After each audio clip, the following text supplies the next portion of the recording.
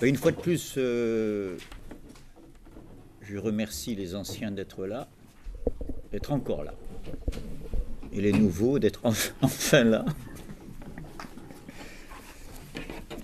C'est bien sympa, eux, de venir s'agréger à notre promenade au sens propre cette fois, hein, parce que le texte, vous savez que cette année, on inaugure une nouvelle formule, c'est qu'au lieu que je parle en termes de philosophie générale, pour parler comme à l'université, vous savez qu'à l'université, quand vous faites des études de philosophie, vous avez des disciplines différentes qui sont l'histoire de la philo, Platon, Kant, Descartes, Spinoza, Foucault, Bouscard. Peut-être qu'il y aura Bouscard à la grecque. Vous rêvez. On étudie bien un spécialiste du rêve. Et puis il y a, donc là c'est un programme d'auteur, et puis il y a ce qu'on appelle philosophie générale, et logique, on disait à l'époque, mais ça on ne le dit plus, et où on procède par concept, où le programme c'est l'art, le monde, Dieu, la cité, la politique, la science, le droit. Voilà, point. Pour toute l'année, ça dépend un petit peu des... Voilà, ça varie tous les 2 ans. Donc, on était un peu dans la philosophie générale, on procédait par concept, comme le plus souvent en philosophie. Et pour pallier l'abstraction inhérente à ce genre d'approche, j'ai décidé de faire la même chose en faisant l'inverse. Mettez-vous devant une glace et vous verrez ce que je veux dire. Hein. Votre reflet, c'est la même chose et c'est l'inverse. Hein. Et c'est-à-dire s'appliquer à un seul et même texte tout au long du cycle de causerie de cette année, hein, dont nous entamons aujourd'hui le 2e épisode, le 2e numéro de notre feuilleton. Je souris parce que c'est quand même amusant de faire un feuilleton de commentaires sur un texte qui est apparu en feuilleton et qui portait un autre titre, qui ne s'appelait pas Angélique, mais qui s'appelait à ce moment-là. Oh là, que vous êtes bon, alors vous retenez, c'est bien. Je peux mourir tranquille, vous êtes ma mémoire. Oui, les faux saulniers, les trafiquants de sel. C'est pas clair toutes ces histoires, hein, tout trafic. C'est un Corse qui vous parle. À chaque séance, j'ai remarqué, je dis c'est un Corse qui vous parle quand je dis un truc négatif. Je vais finir par avoir des problèmes avec mes compatriotes. Mais enfin, je suis en terre libre. Je plaisante. Bon. Je dis ça pour les Corses, hein, que je plaisante. Donc, oui, c'est amusant. Je fais un feuilleton sur un texte qui est apparu en feuilleton. Et qui est apparu, je vous donne des précisions nouvelles, hein, mais un peu homéopathiques. Un texte qui est apparu en feuilleton dans le journal Le National, ça je vous l'avais dit, qui était un journal relativement subversif pour l'époque. Bon. Mais à l'époque, même relativement subversif, c'était plus courageux qu'à gauche de la gauche maintenant. Hein. Je dirais que c'est pas difficile. C'est plus courageux qu'à gauche de la gauche maintenant, mais ne nous égarons pas. Ça paraît un feuilleton en 1850. Donc quand je suis fait cette longue introduction la dernière fois sur, je vous le dis pour les nouveaux arrivés, vous n'avez pas raté grand-chose, j'ai juste contextualisé un peu Angélique, la première des nouvelles qui ouvre le recueil le plus célèbre de la prose nervalienne, Les Filles du Feu. On n'a pas commenté le titre du recueil, on n'a commenté que le titre de la nouvelle pour l'instant. Et je vous avais dit déjà que ça commençait par cette demi-ligne. En 1851, je passais à Francfort. Oh, mais qu'est-ce que tu nous racontes? Tu nous dis que ça a été écrit en feuilleton en 1850 et l'auteur dit en 1851, je passais, et il en parle déjà au passé, à l'imparfait à Francfort. Ben voilà, c'est tout le problème de la manière dont les textes de Nerval sont élaborés, réédités, par lui, hein, redéployés, une espèce de combinatoire de textes. Il lui arrive même pour le même sonnet, le même poème, de garder les tercets de l'un et de lui substituer les tercets de l'autre. Ceux qui sont familiarisés avec l'œuvre poétique de Nerval comprennent ce que je veux dire. Je donnerai un exemple, un échantillon tout à l'heure. Pour l'instant, ça nous embrouillerait. Je reviens à ce texte. Il a paru en 1850, mais il a paru en feuilleton. Lorsque Nerval décide d'éditer un recueil plus tard, c'est en 1854 que paraissent Les Filles du Feu. Nerval se suicide en 1855. Je rappelle cette chronologie, pas pour dramatiser artificiellement, c'est suffisamment dramatique comme ça. Et d'ailleurs, ça a beaucoup nuit à l'œuvre de Nerval, hein, cette espèce d'approche. Il y en a qui ne se seraient jamais intéressés à de Nerval si on ne l'avait pas retrouvé pendu et si on n'avait pas su qu'il avait été fou.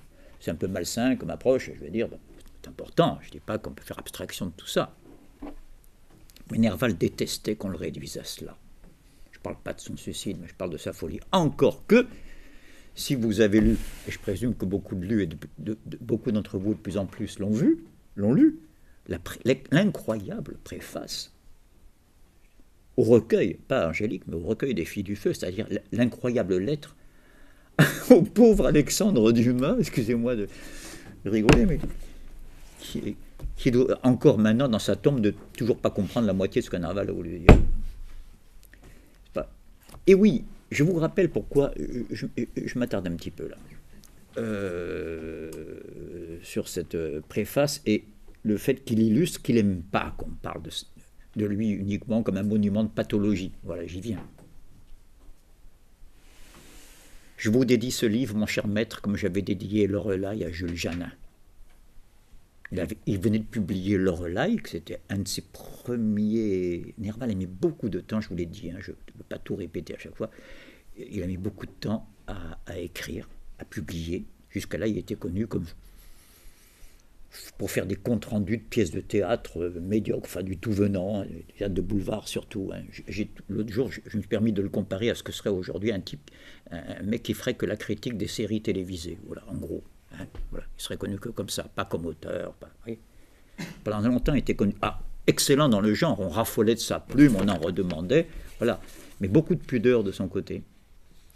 Il a mis beaucoup de temps à s'exprimer tel qu'en lui-même dans une œuvre, et encore plus de temps à parler de lui. C'est dans les ultimes œuvres, dans les 2 dernières années à peine qu'il commence, et encore par touches très progressives, à faire quelques allusions à sa vie privée, alors qu'il appartient à la génération où chacun parle de soi, où c'est la règle, c'est le romantisme.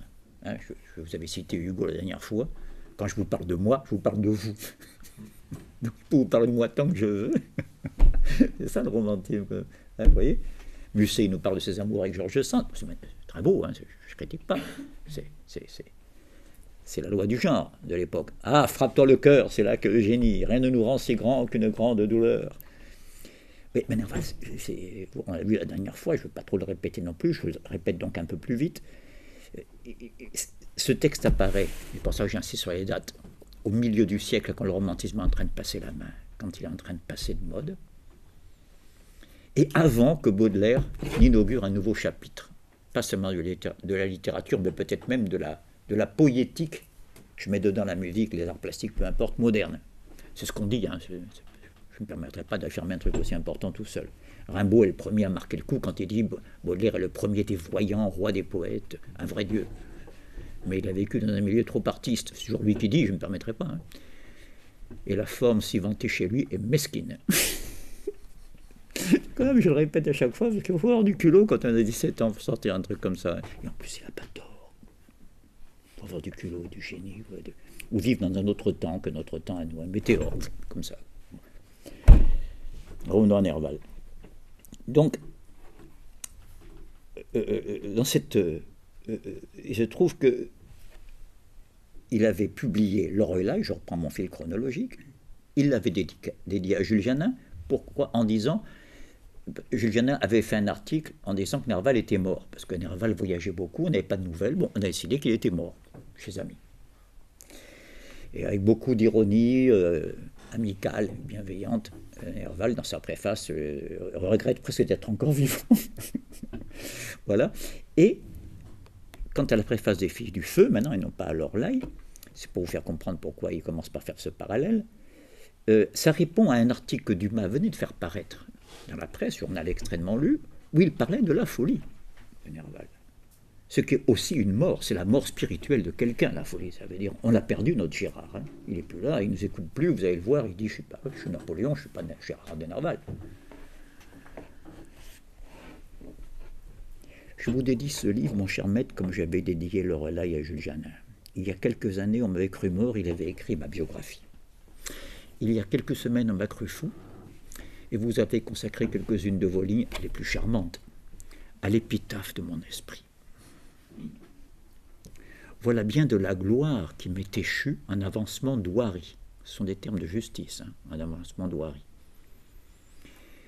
Je dois prier le public de rabattre de tant d'éloges accordés à mes cendres, ça c'était pour Janin, ou, et là il parle de sa folie, au vague contenu de cette bouteille que je suis allé chercher dans la lune à l'imitation d'Astolphe, héros de l'Arioste, et que j'ai fait rentrer, j'espère, au siège habituel de la raison. On a rarement vu un fou maîtriser à ce point son propos.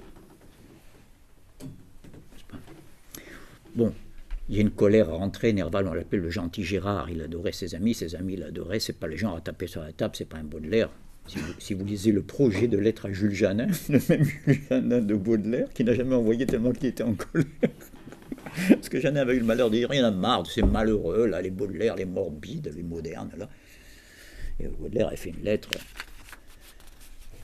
projet de lettre que je vous recommande, n'est-ce pas? Ah, vous êtes heureux, monsieur. Je ne vous félicite pas, vous êtes heureux. Tant pis pour vous. Vous n'aimez pas la dissonance, vous n'aimez pas la discrépance. Sous votre règne, on ne pourrait jamais dire Gérard de Nerval s'est pendu. C'est Baudelaire qui écrit ça. Et qui ajoute, puisque je me sers de Baudelaire pour revenir à Nerval, il y a un an, jour pour jour, un écrivain, pardon, pas un homme, un écrivain d'une honnêteté admirable, c'est le premier mot qui vient, d'une honnêteté admirable, qui fut un immense écrivain et qui fut toujours lucide, à chercher la rue la plus noire de Paris pour y délier son âme avec une discrétion qui ressemblait à du mépris. Il y en avait quelques-uns quand même, hein, qui n'étaient pas comme Janin et comme Dumas. Donc voilà, vous voyez, c'est pour ça que c'est important à la folie, hein, je referme un peu ma parenthèse, la pathologie, mais on va essayer de voir qu'on a affaire à un texte, qui a une logique textuelle, qu'on soit fou ou pas, n'est-ce pas, qui se tient très bien. Alors, je voudrais respecter le plan que Thomas a eu la gentillesse de vous communiquer. Et il y a un thème général, j'ai parlé de l'écriture comme résistance, et dans le cas de Nerval, résistance à la mort et ou à la folie. Je dis et ou parce que je viens de montrer que la folie, c'est une mort psychique. Celui plus je ne suis que j'ai jadis été, c'est cité dans Angélique d'ailleurs, et plus ne saurait jamais l'être. Bon, donc, la dernière fois, je me suis bien attardé sur le contexte, il fallait, c'est même pas suffisant, n'est-ce pas, sur le contexte, bref, sur tout ce qui est extérieur au texte, disons. C'est pas, il fallait bien, pour ceux qui ne le connaissent pas, ni l'auteur, a fortiori qui ne connaissent pas ce texte-là, dont je rappelle que c'est un texte qui a toujours été un peu considéré comme secondaire dans l'œuvre de Nerval. C'est ce qui va être tranché aujourd'hui, ça, ce genre de problème. D'œuvres mineures, comme si on pouvait séparer les œuvres majeures et les œuvres mineures, on le peut dans plein d'auteurs, on va voir pour Nerval, c'est beaucoup plus difficile. Tenez, je fais une parenthèse sur ce thème-là, c'est pas une digression, au contraire, sur ce thème de œuvres majeures, œuvres mineures. Le texte peut-être le plus connu de Nerval, même, il y en a même qui connaissent par cœur sans savoir que c'est Nerval parce qu'ils l'ont appris de leur instituteur ou dans le secondaire. Je suis le ténébreux, le veuf, l'inconsolé, vous voyez. Il y en a beaucoup qui connaissent. Qu'est-ce que tu connais pas? Bon, je plaisante. Qui a pour titre un terme espagnol, El Desdichado, n'est-ce pas? À l'origine de ce poème, œuvre majeure s'il en est, c'est dans les Chimères, qui sont la couronne poétique de l'œuvre de Nerval, et dans les Chimères, c'est le sonnet le plus connu. Je ne dis pas le meilleur, changement de valeur, le plus connu. Vous devez avoir des raisons. Vous savez, à l'origine, à la genèse de ce texte, Nerval arrive dans les bureaux du journal La Presse pour voir Dumas. Il a rendez-vous d'affaires avec Dumas et avec Méry, enfin des gens de l'époque, pour discuter de billets de théâtre, des choses comme ça. On lui dit qu'ils ne sont pas là. Et on lui demande qui dois-je annoncer à M. Dumas? Vous lui remettrez ça. Nerval griffonne, je suis le ténébreux, le veuf, l'inconsolé. Cette œuvre majeure a été laissée comme carte de visite. Dans quel genre vous allez classer ça? Il y a les grands genres, la poésie, le théâtre, le roman. Il n'y a pas les genres carte de visite. Vous voyez? Dans le cas de Nerval, majeur-mineur, ça ne marche pas. Et on va l'approfondir Et je ne veux pas anticiper avec notre lecture comparée tout à l'heure quand on rentrera vraiment dans le vif du sujet. Bon, pour préparer cette rentrée dans le texte aujourd'hui, j'ai posté, certains l'ont peut-être vu sur notre page Facebook, j'ai posté, en prenant prétexte qu'on était dans les parages de la Toussaint. J'aime bien écrire selon le calendrier, parce que ça se perd. Quand on vieillit, on aime bien ce qui se perd. Bon, voilà. Et oui, j'ai connu l'époque, j'avais mes tantes catholiques, c'est pas mon cas, mais enfin, qui étaient c'était plus traditionnel encore, c'est-à-dire que mes parents qui avaient beaucoup voyagé, qui étaient plus incroyants. Et donc, mes tantes, il y avait la fête des rameaux, il y avait si je voyais tout d'un coup qu'on mettait des rameaux sur les murs, oui, c'est des petites habitudes qui ponctuaient l'année avant. Pas. Puis dans les pays d'Afrique, c'est encore mieux, parce que vous cumulez les fêtes chrétiennes, les fêtes musulmanes, les fêtes de l'indépendance, les fêtes françaises, le 14 juillet. C'est fantastique. Ça en fait des jours fériés. N'est-ce pas, Jean? Avec Jean, on a travaillé en Côte d'Ivoire. On a profité de tous ces jours de congé, Jean. Et on t'aimant, hein. Voilà. J'ai profité que c'était la Toussaint, le jour des morts, pour poster un texte que vous trouvez à la page 64, pour ceux qui ont le volume. Ceux qui l'ont, on leur sera reconnaissant de bien vouloir le montrer aux voisins qui ne l'ont pas, dans la mesure où c'est possible. Voilà. Mais sinon, je vous le lis. Je ne suis pas l'ordre ligne par ligne. Hein. Je me porte directement à la page 64.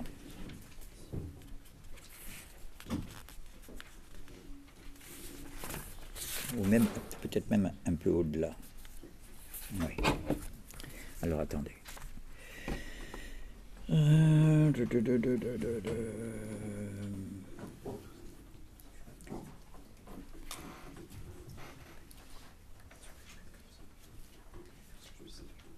Ouais.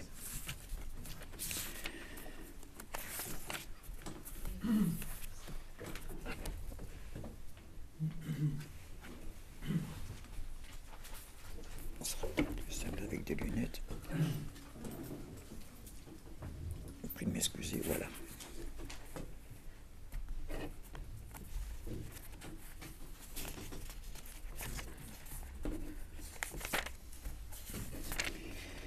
Oui, ce texte commence par... Est-ce que certains l'ont vu? Celui qui commence par « Ceux qui ne sont pas chasseurs ne comprennent point assez la beauté des paysages d'automne. En ce moment même, malgré les brumes obstinées du matin. » Je ne sais pas si vous l'avez vu. Nous apercevons des tableaux dignes des grands maîtres flamands. Enfin, c'est sur le site. Hein. Alors, je l'ai cité, et c'est même... Parce que dans ce texte, et dans ce passage seulement, Nerval précise que c'est le jour des morts qu'il écrit. N'est-ce pas? Que j'étais bien content qu'on commence le nouveau cycle de causerie fin octobre pour qu'on soit, vous voyez, en amont de la fête des morts et de la Toussaint, et que je puisse poster ce texte. Vous voyez que je l'avais derrière la tête depuis longtemps. Alors,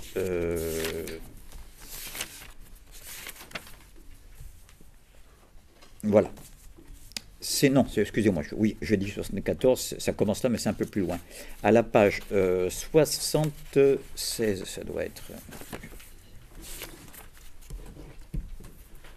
Non, même pas, 77. Oui, c'est ça, 70, en fin de page 77. Pas je le lis d'abord, le passage que j'ai posté, je l'isole, donc je continue à l'isoler, et après, je vais le contextualiser, c'est-à-dire que je vais revenir un petit peu en amont, avec vous. Ceux qui ne sont pas chasseurs ne comprennent point assez la beauté des paysages d'automne. En ce moment, malgré la brume du matin, nous apercevons des tableaux dignes des grands maîtres flamands. Dans les châteaux et dans les musées, on retrouve encore l'esprit des peintres du Nord, ce qui reprend Flamand. Hein. Toujours les points de vue aux teintes roses ou bleuâtres dans le ciel, aux arbres à demi effeuillés, avec des champs dans le lointain ou sur le premier plan des scènes champêtres. Le voyage à Cythère de Watteau a été conçu dans les brumes transparentes et colorées de ce pays. Nous sommes en 1850. Hein. L'impressionnisme, c'est bien plus tard. Et vous avez les brumes transparentes et colorées de ce pays. Ça, c'est du Monet, c'est pas du Delacroix. Hein.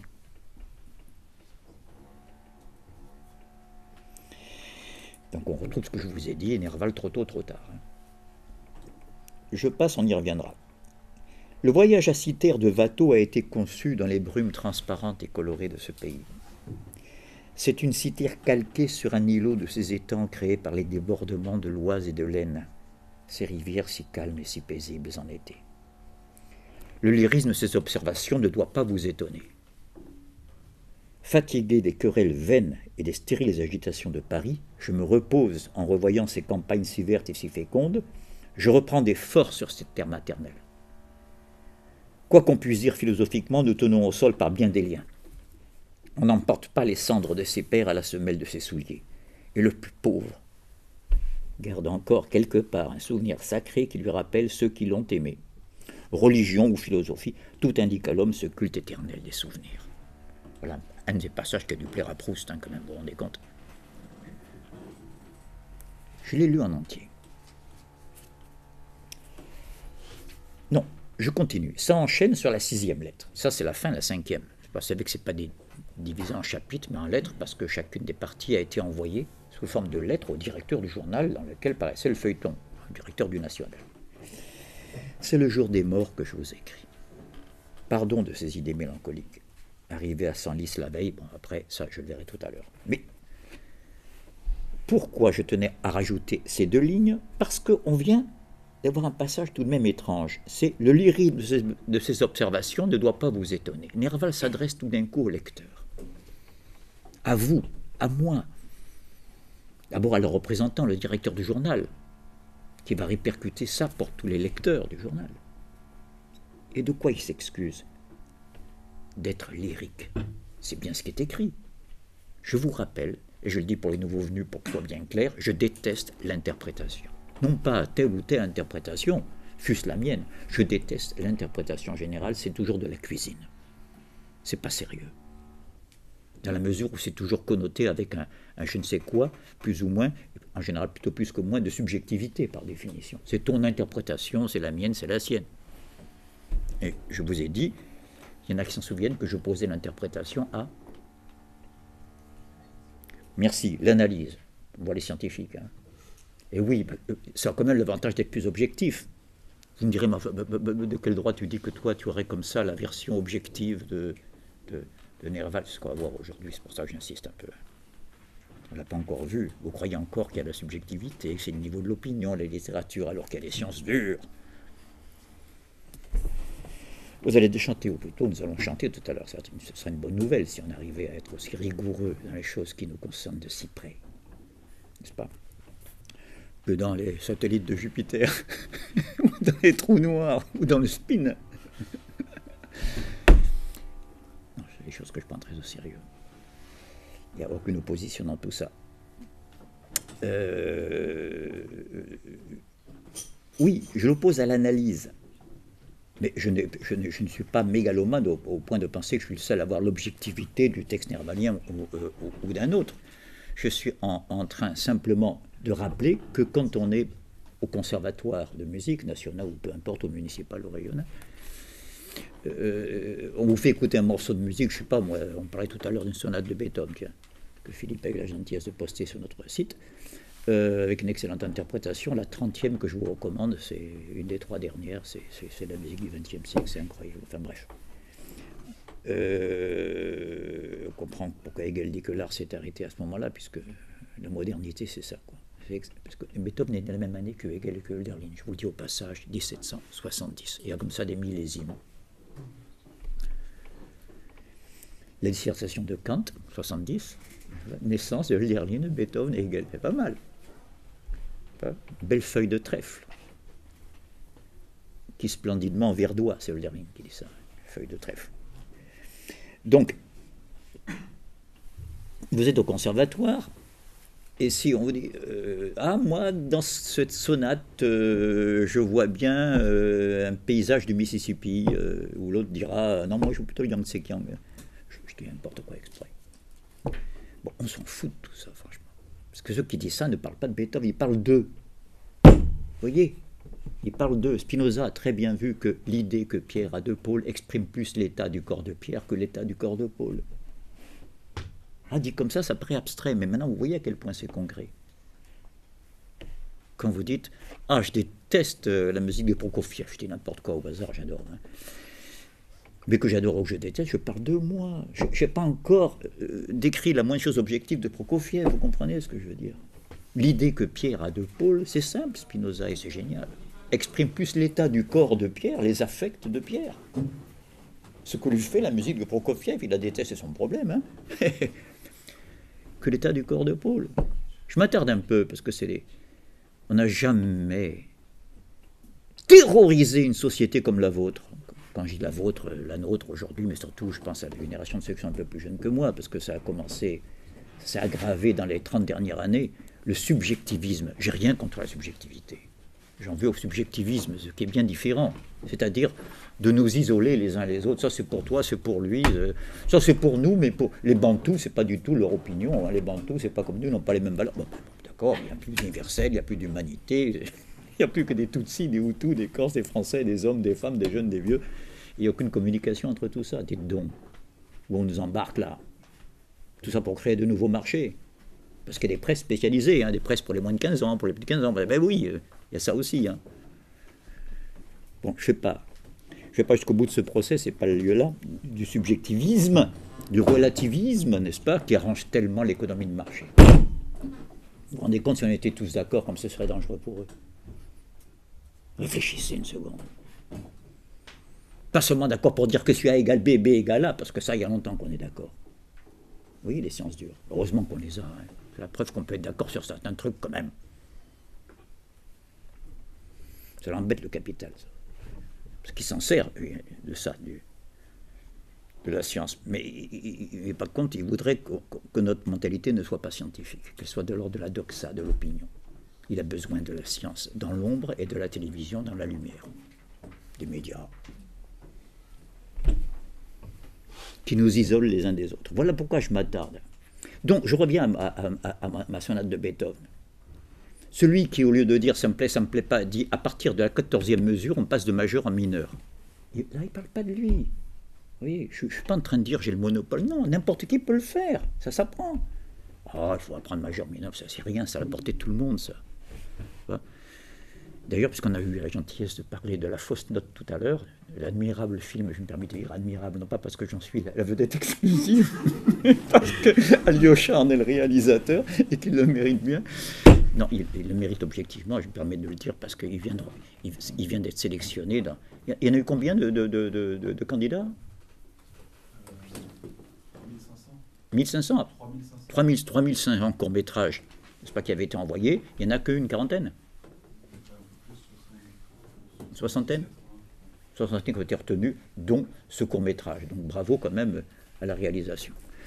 Oui, à un moment donné, je fais une petite illustration au piano là, de la gamme mineure, de la gamme majeure. C'est pas compliqué. Même des non-musiciens comme Verlaine, un des plus grands musiciens de tous les temps, dans l'art des vers, n'est-ce pas, hein, il y a quoi de plus fluide et plus musical qu'un vers de Verlaine? Il est couché parmi l'herbe, Verlaine, et il s'est mal armé dans son tombeau.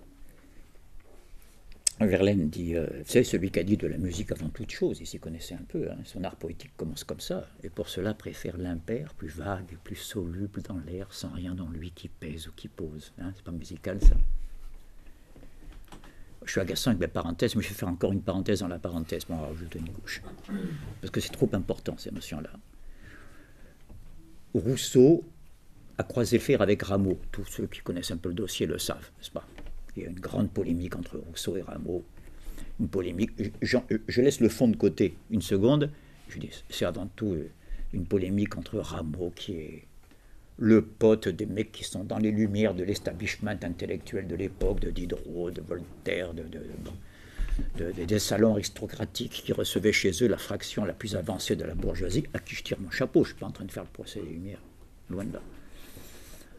Je ne suis pas un obscurantiste. Mais Rousseau apporte ce qui leur manquait et ce qui va faire hurler les Lumières. Pas, il ose mettre en question la propriété, ça ne se fait pas. Et là, les Lumières montrent qu'elles étaient qui a quelques limites à leur progressisme. Mais passons. Et donc, voilà, il y a ce conflit-là entre Rameau et... voilà, Rousseau, c'est le demeuré, le mec qui reste dans les anciennes valeurs, le ringard, on dirait aujourd'hui, alors que Rameau, c'est le branché. Bon, la musique de Rousseau, car Rousseau est un compositeur, ne tient pas la route une seconde face à celle de Rameau, hein, soyons bien clairs. Mais là où Rousseau est le plus grand musicien de son temps, c'est dans sa prose. Vous voyez le rapport avec Verlaine. C'est que dans la 5e promenade, quand il dit, je m'excuse, hein, je cite toujours des passages, mais le flux et le reflux de cette eau, son bruit continu mais renflé par intervalles, il est au bord d'un lac, frappant sans relâche mon oreille et mes yeux, suppléés au mouvement interne que la rêverie éteignait en moi et suffisait à me faire sentir avec plaisir mon existence sans prendre la peine de penser. On n'avait jamais entendu des phrases comme ça. Pourtant, il y avait des chefs-d'œuvre de la littérature. Quoi de plus étincelant qu'en prose qu'une lettre de Voltaire, mais pas ça, pas cette poétique, pas cette prose poétique. Ça, c'était nouveau. Et la modernité littéraire va s'engouffrer dans ce genre de phrases et ça va donner bientôt Chateaubriand et Flaubert et Proust. C'est extraordinaire, vous voyez. Hein, quand je parle de musique, c'est au sens large. Donc, celui qui dit à la 15e mesure, on passe de majeur en mineur, il en parle de manière objective. C'est ça que je voudrais faire aujourd'hui avec le texte de Nerval. Le ramener à une intelligibilité, vous voyez, pas scrupule comme ça, je n'ose pas dire scientificité, pour pas abuser, mais à une intelligibilité objective. Or, dans le passage que je viens de vous lire là, il s'excuse d'être lyrique. Ce qu'est la preuve, premièrement, que le romantisme est bien une chose passée, puisqu'on éprouve le besoin de s'en excuser auprès des lecteurs. À l'époque où le lyrisme était à la mode, où était le ton dominant, c'est-à-dire à peine quelques années avant, il n'aurait pas eu éprouvé le besoin de s'excuser. Et voilà, rebelote, 4 lignes après, c'est le jour des morts que je vous écris, pardon de ces idées mélancoliques. Or, je vous avais dit la dernière fois que ce qui est le plus répétitif, n'oubliez pas que notre cycle de causerie de cette année s'inscrit dans la continuité de notre feuilleton de la répétition à la libération. C'est la 2e année, n'est-ce pas, consacrée à cette thématique qui va de la répétition, Ulysse, à la libération.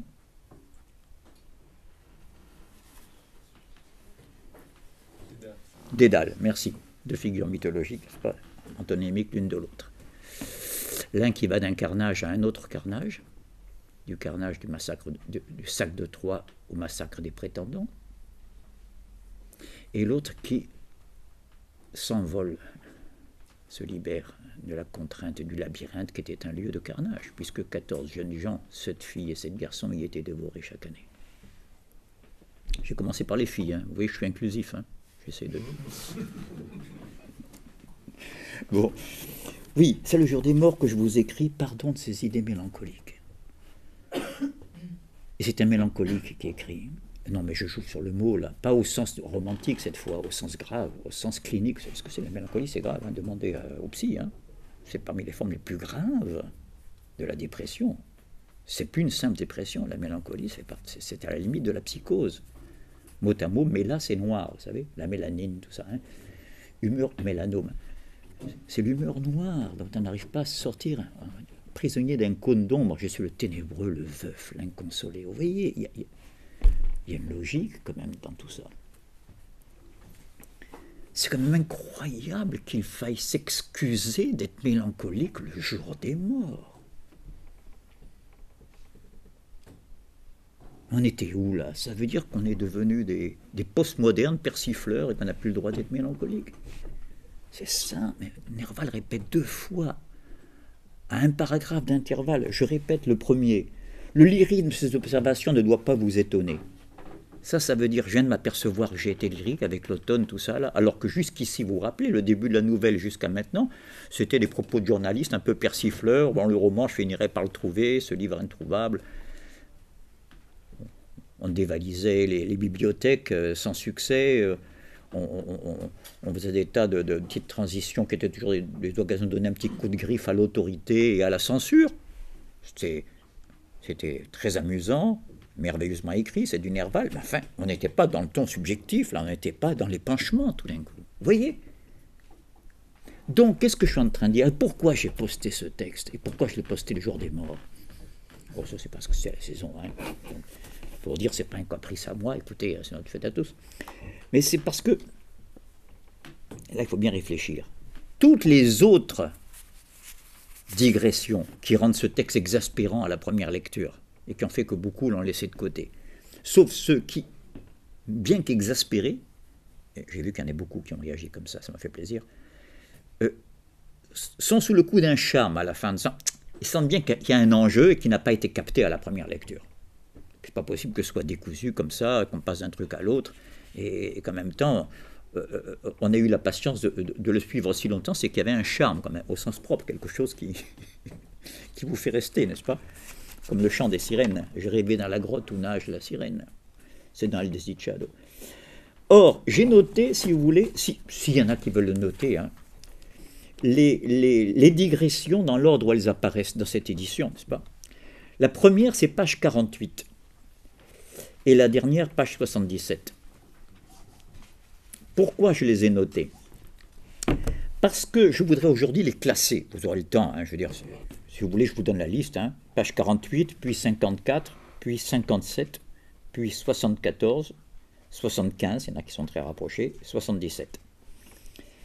C'est que jusque-là, jusqu'au passage dont je vous ai lu un extrait, les digressions portaient, comme le plus souvent ce que veut dire le mot digression, sur l'intrigue, sur l'action, le pitch, appelez ça comme vous voulez. N'est-ce pas? On change tout d'un coup d'intrigue. On suspend l'histoire qu'on est en train de raconter pour parler d'autre chose. C'est ça le sens courant de digression. Mais ce que je viens de lire, il s'excuse, parce qu'à chaque fois qu'il y a une digression, il s'excuse. Je vais vous donner un échantillon. Tenez, la première fois, c'est la page 48, pour vous montrer que chaque fois, la digression se double d'une prise de conscience par Nerval, que ça risque d'exaspérer le lecteur, et donc d'un protocole d'excuses. Le voici. Pardonnez-moi ces digressions, page 48, c'est la première fois, hein, et je vous tiendrai au courant du voyage que j'entreprends à la recherche de l'abbé de Bucquoy. Ce personnage excentrique et éternellement fugitif ne peut échapper toujours à une investigation rigoureuse. Je vais m'attarder un peu sur cette digression-là, sur cette excuse-là, pardon. Jusque-là, depuis le début, ça fait quoi? Ça fait 7-8 pages de la nouvelle. Je vous rappelle, pour les nouveaux arrivés, très vite, hein, ça a commencé comme ça, il est en voyage, on ne sait pas très bien ce qu'il y fait, mais peu importe, il ne nous le dit pas, à Francfort, au cœur de l'Allemagne donc, et donc au cœur de l'Europe, au cœur de la Banque centrale, enfin ne nous égarons pas, c'est toujours central, Francfort. Francfort est le nombril du monde, disait Hölderlin. Et Francfort am Main, pas Francfort am Oder, hein, je ne parle pas de Francfort vers la Pologne, là, je parle de Francfort sur le Main. Donc il est à Francfort, au moment de la foire, il parcourt les étalages, un peu baladeur comme il adore, il est émerveillé. Et après un coup d'œil rapide sur les fourrures venant de la lointaine Sibérie, c'est lui qui parle, de la Haute-Sibérie ou de la mer Caspienne, il tombe dans le coin où il y a les livres. Encore maintenant, vous savez que la foire de Francfort, la foire aux livres de Francfort est de très loin le plus grand salon aux livres du monde. Encore maintenant, les éditeurs le savent. Hein. Et sur les étalages, il tombe sur un bouquin qui l'intéresse comme bibliophile. Pas la très grande littérature, mais il tombe sur les mémoires d'un certain abbé de Bucquoy, qui a vécu au XVIIIe siècle, qui s'est défroqué, qui a une vie tumultueuse, qui a été 1000 fois en prison avec ses évasions, enfin un truc intéressant, palpitant, plein d'aventures, qui était à la Bastille, tout ça. Et il veut l'acheter, intéresse, le livre est bilingue en allemand et en français. Il nous explique qu'à l'époque, Francfort servait de refuge aux écrivains français un peu sulfureux sous l'Ancien Régime, qui craignaient la censure royale, ce qui est vrai, et qui allaient le plus souvent en Hollande. Hein. Vous savez que si Descartes a vécu si longtemps en Hollande, c'est parce qu'il pouvait faire les recherches qu'il voulait sans craindre la censure des jésuites qui le traquaient à Paris, par exemple. Il y a une très belle plaque qui... Ah, oh, bon sang, j'ai oublié le nom de la rue, vous savez, à la Contrescarpe, la petite rue qui va vers les escaliers pour redescendre sur la rue Monge, là, comment elle s'appelle? Enfin bref, il y a une petite plaque là, ou une maison où Descartes habitait, où il y a une citation de Descartes merveilleuse. Et il y a ainsi un pied ici et un pied en Hollande, en sorte que ma condition est libre. C'est magnifique. Bon. voilà, il veut l'acheter, et il interroge sa poche avec dignité, comme il dit, il n'a pas le sou. Comme il est très pudique, il ne s'attarde pas. Il avait déjà dépensé trop d'argent pour d'autres livres sans importance. Il n'a plus d'argent pour l'acheter. Puis je dis, bon, je serai à Paris. Je résume très vite le pitch. Hein. Je serai à Paris dans 2 jours. Donc il est sur le chemin du retour. Hein. On va voir l'importance de l'évolution spatiale hein, dans cette nouvelle. Là, on commence à Francfort. Prochaine étape, Paris. Je serai à Paris dans 2 jours. Paris, capitale du livre. Je trouverai le livre partout. Bon.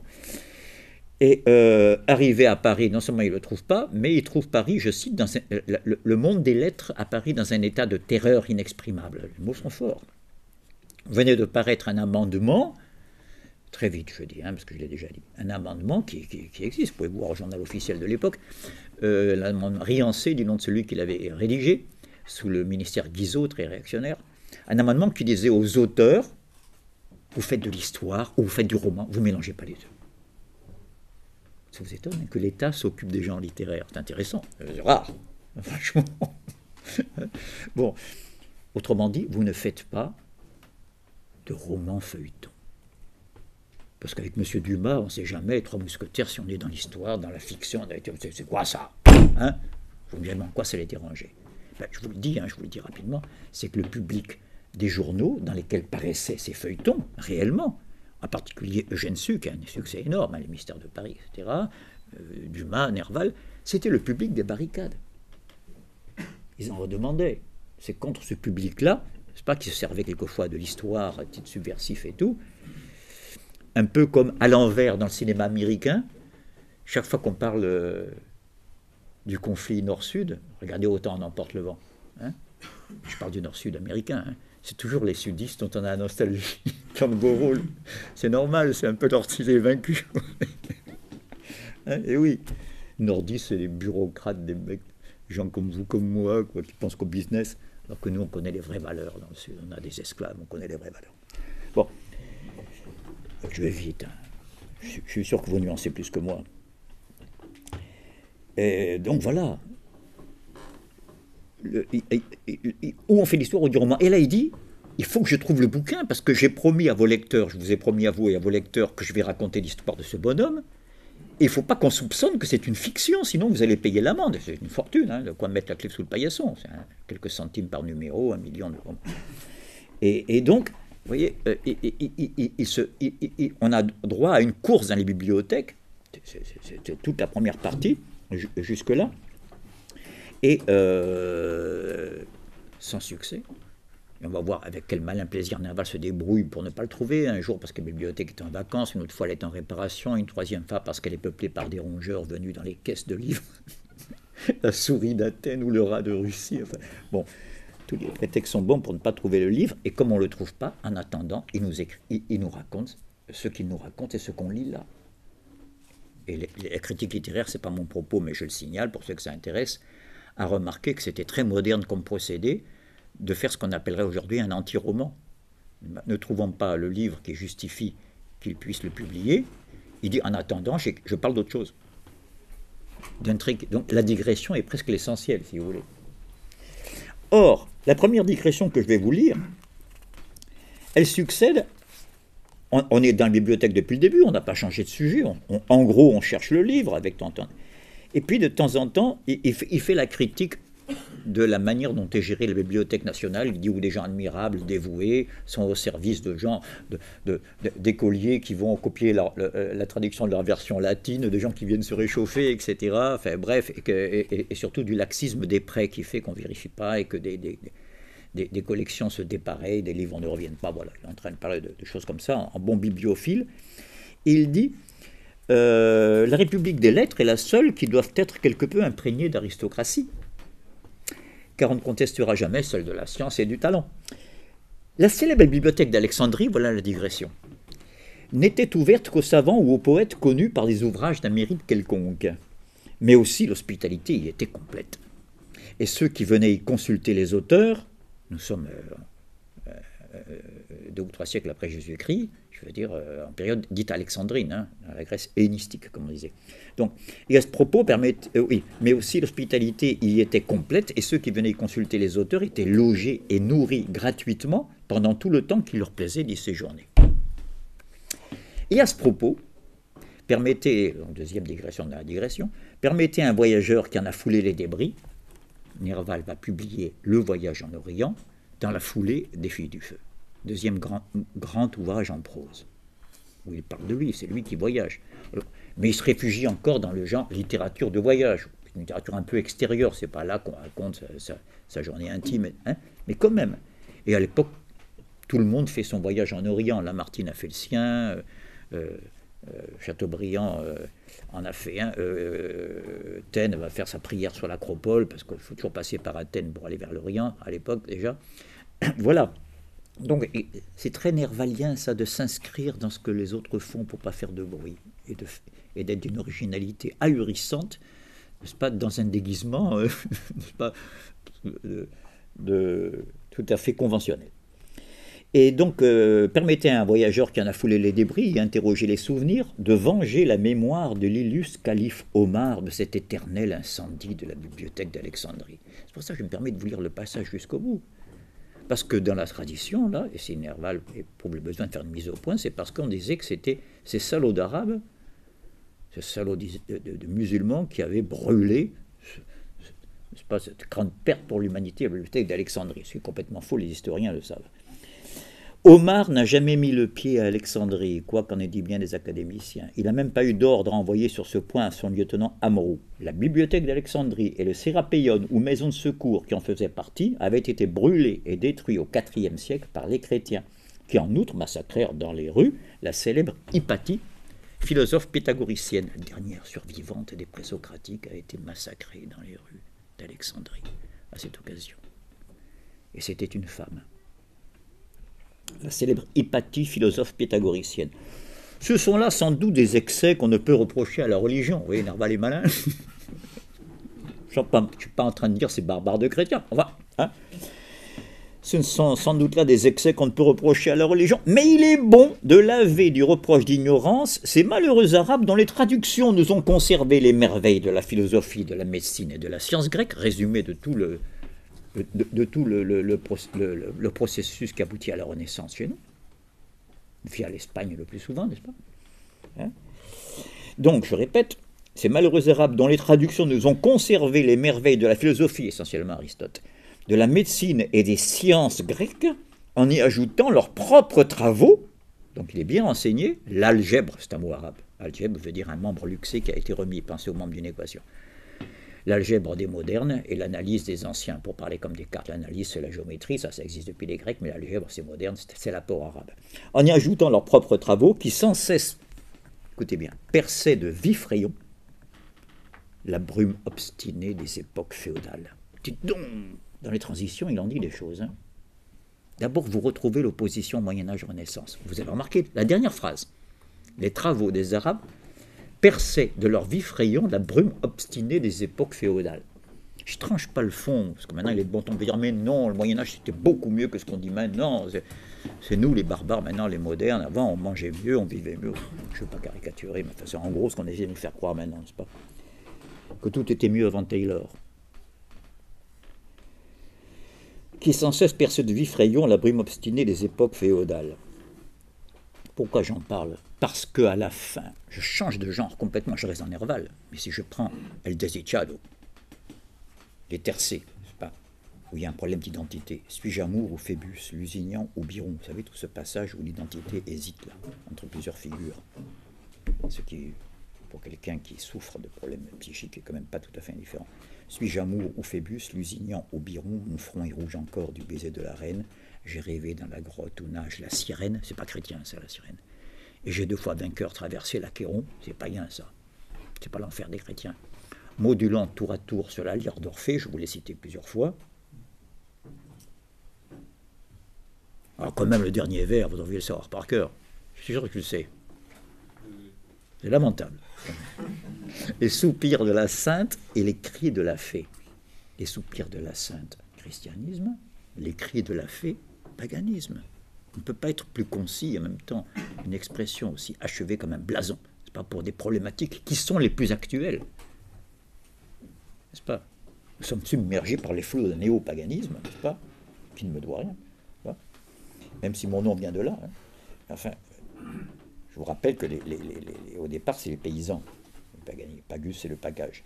Et comme le christianisme s'est d'abord installé dans les villes, et en particulier chez les esclaves dans l'ancienne Rome, les campagnes sont restées païennes bien plus longtemps que les villes. Et donc, le terme qui désignait les paysans a fini par dire païen. Païen au sens non chrétien. Donc,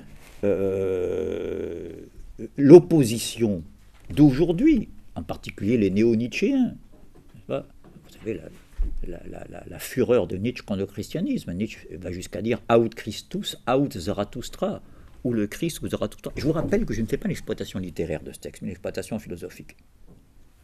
Il y a de quoi faire. Parce que là, vous voyez, je viens à peine de citer la première digression, et il se sert du contentieux, là, de l'incendie de la bibliothèque d'Alexandrie, de ce dossier-là, n'est-ce pas, pour marquer un point sur la Renaissance contre le Moyen-Âge. Et pour vous montrer que c'est un thème et non pas un passage fortuit, que je n'en rajoute pas avec une interprétation subjective, je vous demande de vous reporter, si vous avez le livre, n'est-ce pas, beaucoup plus loin, à la... ça va être la 10e lettre. Oui, c'est ça. Je vais vous donner la page.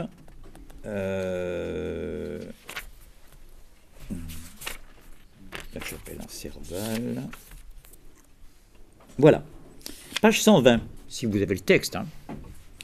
Alors là, on a quitté les bibliothèques, on a quitté Paris, je ne vais pas y revenir.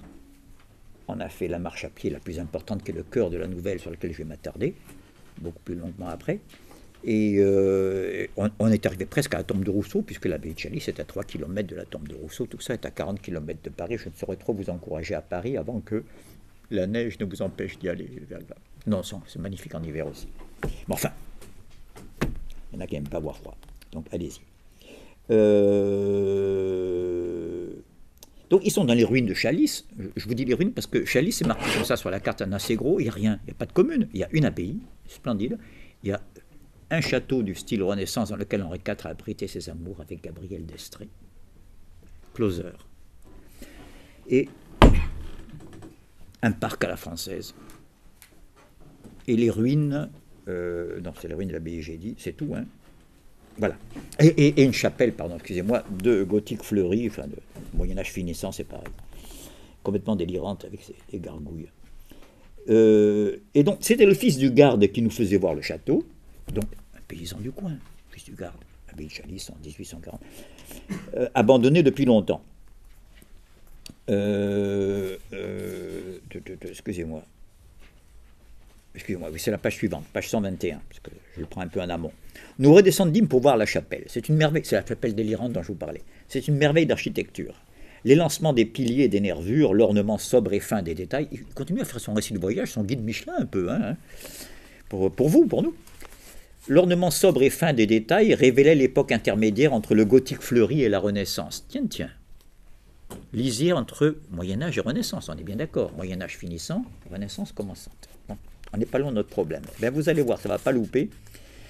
Mais une fois entrés, nous admirâmes les peintures qui m'ont semblé être de cette dernière époque, donc Renaissance. Vous allez voir des saintes un peu décolletées, nous dit le fils du garde. En effet, on distinguait une sorte de gloire peinte en fresque à la fresca, vous savez en italien, ça dirait peinture à l'eau là. Du côté de la porte, parfaitement conservée, malgré ses couleurs pâlies, sauf la partie inférieure couverte de peinture à la détrempe, mais qui ne sera pas difficile de restaurer.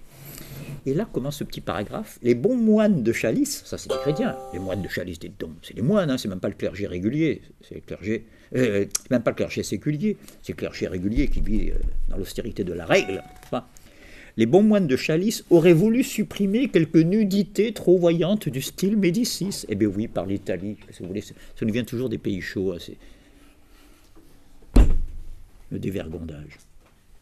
Je plaisante pas. Comparer la chanson de Roland au cycle arthurien, n'est-ce pas? Je sais pas moi, à Lancelot ou à Perceval et à fortiori à Tristan. À la matière de Bretagne, comme on disait, admirablement. La chanson de Roland, dites donc, hein, la bagatelle, il n'y en a pas beaucoup. Hein. On voit une nana, c'est la Belle Aude, on dit la Belle Aude, on ne la voit jamais. Hein. Je veux dire, elle attend dans son château que l'histoire soit finie. Après, on a 4000 vers, magnifiques les vers. Attention, je ne suis pas en train de dire du mal à la chanson de Roland. J'ai dit, c'est pas là qu'il faut chercher. Qu'est-ce que j'ai dit, un mot français? La bagatelle. C'est intraduisible. La bagatelle, la France. Il faudra attendre, vous le savez ça, les contes de Toulouse, la cour des contes de Toulouse, les troubadours, etc., pour que tout d'un coup apparaisse un nouveau genre, l'amour courtois, où l'amour va être au centre un peu du propos, là.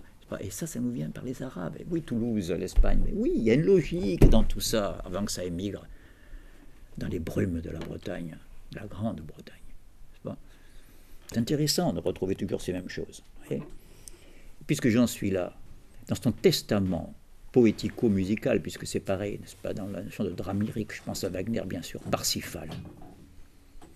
Cette œuvre qui a été l'occasion de la rupture définitive entre Nietzsche et Wagner. Trop, c'est trop. Siegfried, encore, c'est Nietzsche qui parle. Vous lirez ça dans Par-delà le bien et le mal, dans la partie qui s'appelle Peuple, c'est patrie, à la fin. Siegfried, encore ça va, le héros qui brise les lois, ça lui plaît à Zarathustra. Qui tape dans le tas, qui casse les anciennes valeurs. L'épée de Siegfried, c'est le marteau de Zarathustra, c'est bon. La belle bête blonde. Mais là, le dernier héros de Wagner, il était gâteux, quoi. C'est un idiot, mais on le frappe sur une joue, il tend l'autre, franchement. À la même époque où Dostoïevski écrit l'Idiot, et où Flaubert écrit Saint-Julien l'Hospitalier, peut-être le texte le plus troublant de Flaubert. C'est quand même curieux, qu'est-ce qui se passe à ce moment-là? C'est des malades et des épileptiques qui prennent la relève des Siegfried. C'est curieux. Nietzsche détestait la pathologie. Il savait de quoi il parlait. Or, Wagner place son Parsifal, son Perceval, donc la quête du Graal. Le Graal est censé être abrité dans un château qui est sur les Pyrénées. Vous voyez pourquoi j'en parle, c'est pas une digression. On revient à une transition entre le monde arabe et le monde chrétien.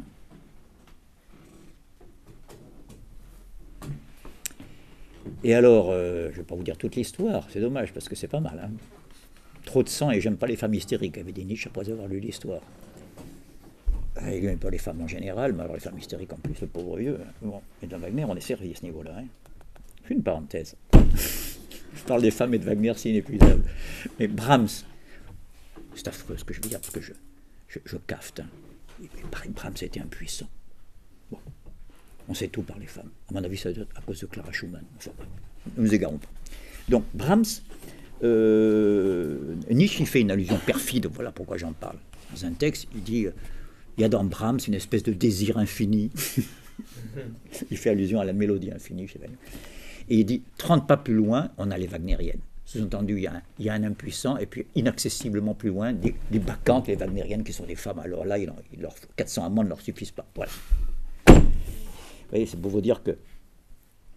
Or, pourquoi j'en parle? Parce que dans le château du Graal, ils sont chasses, ils ne connaissent pas des femmes, c'est une société d'hommes, on garde le Graal, on en consomme un peu du sang du Christ tous les vendredis, donc on est invulnérable au combat contre ces salauds d'infidèles. Eh ben oui, ben on est des Templiers, on est des moines soldats, on n'est pas là pour rigoler. Hein. Et puis, jusqu'au jour où il y a un de ces moines-là, un de ces moines guerriers, un peu comme les chevaliers teutoniques, hein, un peu plus à l'est, qui n'arrivait pas à éteindre en lui le désir, je cite la donnée, moi j'invente rien, hein, pas, et qui s'est castré, qui a porté sur lui une main coupable, comme on dit dans une périphrase un peu laborieuse, n'est-ce pas? Ce crime abominable, et beaucoup de sang dans cette histoire, l'a fait chasser de la communauté du Graal, et pour se venger, il s'est installé dans le désert. Le désert, c'est ce qui sépare le Graal du reste du monde, de vous, de moi. Vous voyez le symbole, il faut une traversée du désert pour arriver à l'absolu, il faut passer par, voilà... Tout le monde ne peut pas arriver au Graal comme ça. Il faut la grâce qui indique le chemin. Ben, lui, il s'est installé dans le désert, et là, qu'est-ce qu'il fait? Ben, le contraire d'un désert, c'est quoi? C'est l'Orient. Je suis parti de là. Une oasis, de l'eau, des fleurs, des filles-fleurs. Vous vous rendez compte? Des plantes, en bas, c'est une corolle, et en haut, c'est des nibards. Ben oui, je vous dis ce qu'il y a dans le texte. Je n'invente rien. Il y avait une très belle mise en scène dans YouTube d'un très grand réalisateur, c'est Zimmerberg, celui qui avait fait Ludwig Requiem pour un roi vierge, n'est-ce pas? Vous me direz des nouvelles si vous regardez les images du deuxième acte. Donc, or, les didascalies de Wagner, là, lorsque l'idiot arrive, et que toutes les filles fleurs l'entourent, elles ont fait succomber plein de chevaliers du Graal déjà dans le sorcier, puisqu'il est devenu un sorcier, l'ange déchu là, se sert pour faire une armée des ténèbres qui un jour récupérera le Graal et l'éteindra, car ce qui est insupportable c'est cette lumière. Le sorcier là voit bien que l'idiot ça marche pas, les filles fleurs, là, les hanches, les seins, tout ça, il est idiot. Alors il faut lui envoyer la séductrice en chef. Kundry, le personnage que Wagner a mis 70 ans à penser, franchement, qui est un composé de tous ces... Ne nous égarons pas. Elle a été Hérodiade, c'est dans le texte, hein, elle a eu des vies antérieures, elle a été Hérodiade, la rose de l'enfer, enfin bref. Je finis sur les didascalies, les indications. Il dit, elle doit apparaître sur un divan orné de décorations orientales et d'arabesques. Automatiquement, c'est pas encore Hollywood, mais c'est pas loin. Vous voyez, quand vous voyez dans les péplums Samson et Dalila, c'est pas très loin. La force de Samson, le héros pompé par l'artificieuse Dalila et sa danse du ventre. Regardez le film, vous comprenez ce que je veux dire. C'est des classiques.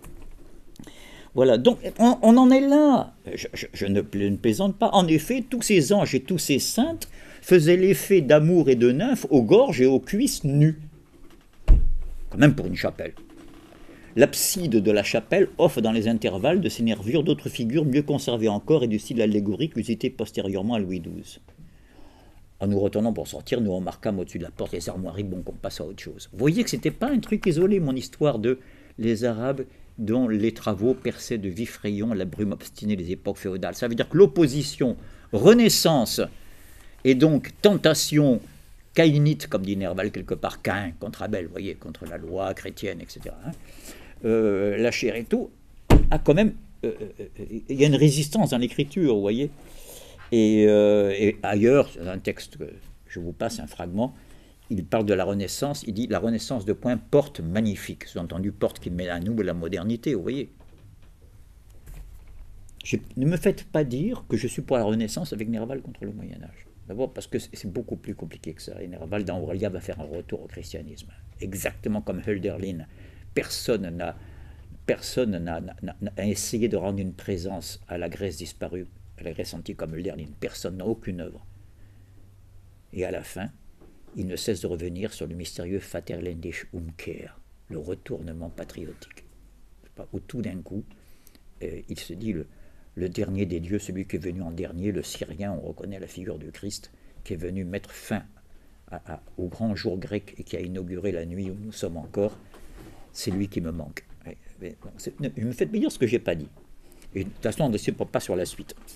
On ne va pas lire entre les lignes. Pour l'instant, j'insiste sur cette thématique de l'opposition Renaissance au Moyen-Âge. Or, je reviens à mon texte, donc je reviens à le fait c'est le jour des morts que je vous écris, pardon, ces idées mélancoliques. Et pour m'étonner encore une fois avec vous, j'espère que j'arrive un petit peu à ce que vous vous étonniez qu'on doive s'excuser d'être mélancolique le jour des morts. Non mais ça n'a pas l'air évident, mais vous vous rendez compte, c'est terrible d'avoir à s'excuser de ça. Alors, je ne raconte pas son roman personnel, on l'a vu la dernière fois, Nerval n'a jamais connu sa mère, n'est-ce pas? Puisque son père, comme toute la génération des romantiques, les papas étaient des hommes d'action qui étaient dans la grande armée, ils labouraient l'Europe de l'Espagne à la Russie. La génération des fistons après, c'est vous, c'est moi, on est dans les cafés, dans les labos, hein, je ne veux pas exagérer, dans les salles de classe. Enfin, voilà, c'est quand même pas pareil, c'est pas que la génération de brutale transformation qu'il y a eu juste avant. C'est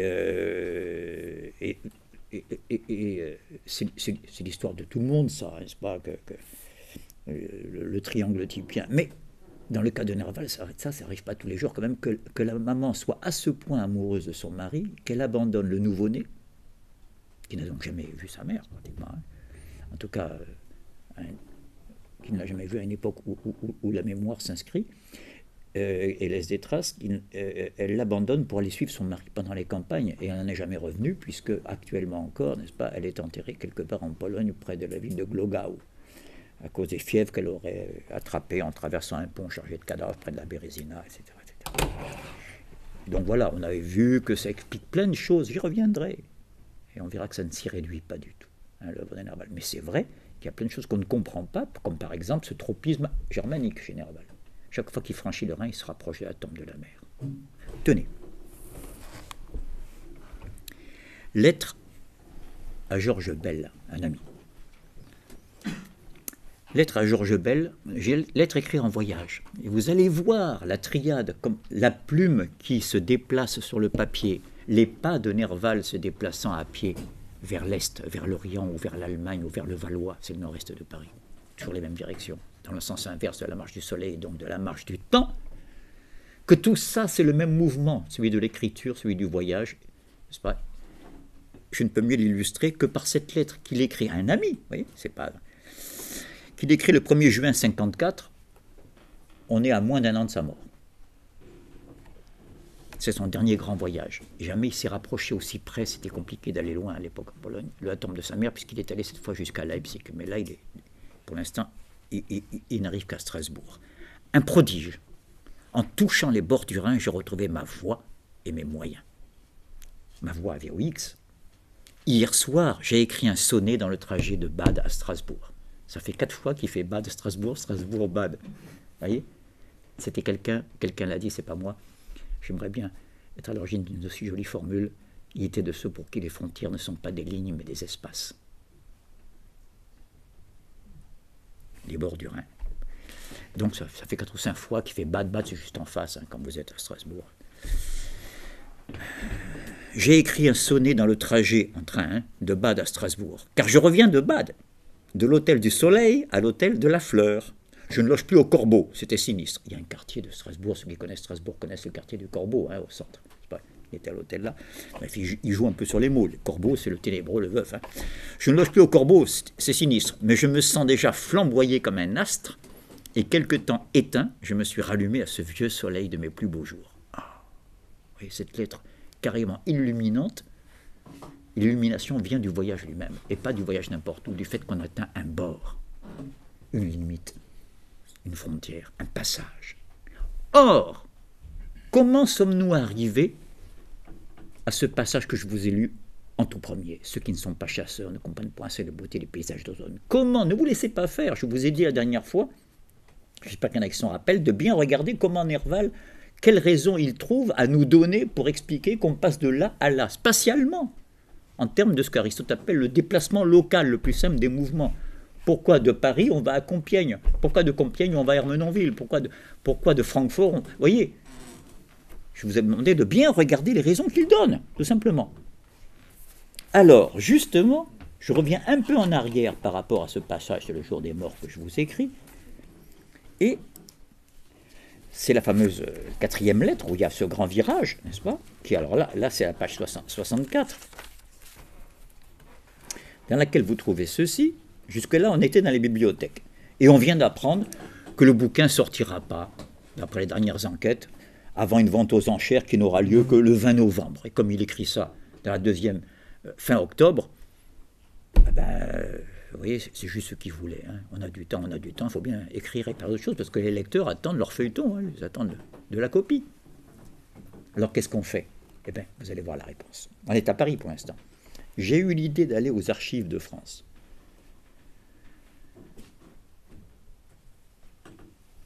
Nous avons ici quelqu'un qui connaît bien les archives. La rue des Archives, je veux dire.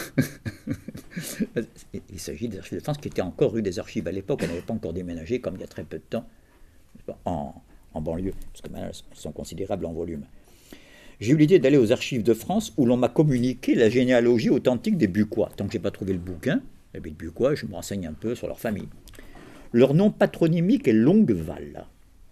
La dernière fois, je vous avais fait remarquer que ça, on ne l'avait pas, c'est un élément nouveau, mais déjà, Longueval connote le patronyme de la famille de l'abbé de Bucquoy, et pour la première fois, on voit qu'il y a un rapport entre cet abbé de Bucquoy, qui jusque-là était un livre intéressant, sans plus, d'un personnage du XVIIIe siècle, à la vie personnelle de Nerval, car Longueval connote le Valois, province dans laquelle Nerval a passé son enfance, qui est la province de sa mère. Et enfin, Longueval se termine comme Nerval. Et Nerval, je vous rappelle la dernière fois, pour ceux qui connaissent un peu l'italien, ça veut dire le Val noir, le ténébreux, le veuf. Allez dire qu'il y a du hasard dans tout ça, après, quand même. Hein, ou allez dire après, ce qui est encore plus stupide, de dire quand même Nerval, c'est fantastique qu'il ait pensé à tout ça. Mais non, il n'a pas dit computer dans la tête, n'est-ce pas? Il fait mieux que le penser, il le dit. C'est ça, l'expression. Et comme on commence à peine à avoir des occasions de le vérifier, je le développerai plus tard. Donc, j'ai eu l'idée dans les archives de France, leur nom patronymique, donc les Bucquois, est Longueval. En compulsant les dossiers nombreux qui se rattachent à cette famille, j'ai fait une trouvaille des plus heureuses. C'est un manuscrit d'environ 100 pages, au papier jauni, à l'encre déteinte. Il y a beaucoup de passé dans tout ça. Hein, au papier jauni, à l'encre déteinte, dont les feuilles sont réunies avec des faveurs d'un rose passé, et qui contient l'histoire d'Angélique de Longueval. J'en ai pris quelques extraits que je tâcherai de lier par une analyse fidèle. C'est seulement maintenant qu'on comprend le titre de la nouvelle. Lorsqu'on est arrivé à un échec dans tout le passage véritablement kafkaïen, la première partie de la nouvelle, où on ne fait que dévaler les rayons et les escaliers des bibliothèques parisiennes, sans succès, et leur poussière, et leurs rongeurs. Il faut qu'il fasse allusion à la région Valois pour que tout d'un coup, n'est-ce pas, le nom de l'héroïne surgisse. L'héroïne, une des filles du feu, hein, chacune des nouvelles a pour titre un prénom féminin. J'en ai pris quelques extraits que je tâcherai de lier par une analyse fidèle. Donc on apprend maintenant que ce titre a pour origine les mémoires, ce qui est audacieux pour l'époque, d'une jeune femme du XVIIe siècle, donc d'une génération avant celle de l'abbé, d'une aïeule de l'abbé. Et le reste, je vous le dis par la voix de Nerval, ou plus non, il le dira plus tard. Dont il dit lui-même, c'est une confession qui est plus osée par certains côtés que celle de Rousseau ou de Saint-Augustin. Et c'est pas peu dire quand vous connaissez les origines. Voilà. Donc, quel drôle de texte. On n'arrive pas à lire le bouquin. Il va nous raconter une autre histoire qui n'est même pas de lui. Il va nous la lire. Il va trotter à côté de l'histoire d'Angélique. Donc on a parallèlement, n'est-ce pas, la recherche du bouquin qui continue, qu'on n'a toujours pas trouvé, et parallèlement l'histoire de la belle Angélique de Longueval racontée par elle-même, un récit du XVIIe siècle. Alors je vous conseille, pour ceux qui s'embrouillent, n'est-ce pas, de sauter en première lecture tous les passages où il relate, où il nous rapporte la confession d'Angélique, pour la lire entièrement dans un second temps, pour ne pas briser la continuité de la recherche initiale. C'est un conseil d'amis. Je continue ce passage étrange. Hein, en compulsant les dossiers. Pourquoi étrange? Parce qu'ici, il était d'une précision clinique. Quand il était dans la bibliothèque, il regardait à la loupe le moindre manuscrit pour voir si c'était bucquois ou du bucquois, avec une particule, sans particule. Il disait même il faut faire une analyse scientifique des manuscrits.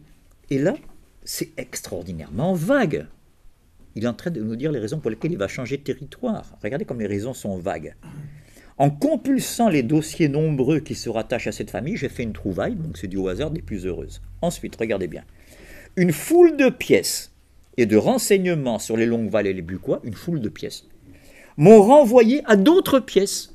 Je lis le texte, hein, qui doivent exister, dites donc qui doivent, hein, qui doivent exister à la bibliothèque de Compiègne. Je sens qu'on va se balader.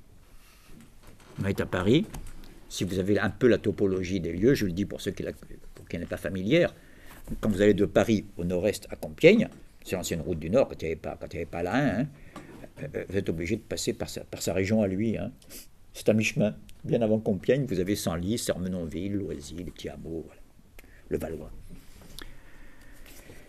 Pour ceux qui pensent peinture, le tableau le plus célèbre de Corot, Souvenir de Mortefontaine, peint l'un des étangs de Mortefontaine, qui est le village de la mer de Nerval, n'est-ce pas? Je m'étais un petit peu étendu la dernière fois sur ce toponyme fatal, parce que une source c'est censé abreuver, une mer c'est censé nourrir, n'est-ce pas? La Mortefontaine, qu'à la source il y a déjà la mort, c'est terrible. Toponyme fatal. Souvenir de Mortefontaine de Corot, si vous voulez bien regarder. Il n'y a que de la flotte d'ailleurs dans ce tableau, de la brume, des étangs, etc.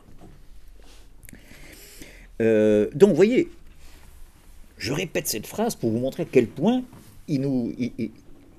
comment on dit en argot en français? Allez, il nous, un verbe. Balade. Pardon? Il nous balade. C'est déjà bien, parce qu'en termes argotiques, ça veut dire aussi, on ne sait pas très bien où il nous emmène. Mais il y a encore plus. Oui? Il nous embarque. Il nous embarque. L'embarquement pour Cythère a été conçu dans les brumes transparentes. Vous allez voir, vous allez voir. Une foule de pièces et de renseignements sur les Longueval et sur les Bucquois m'ont renvoyé à d'autres pièces qui doivent exister à la bibliothèque de Compiègne. Le lendemain était le propre jour de la Toussaint. Je n'ai pas manqué à cette occasion de distraction et d'études.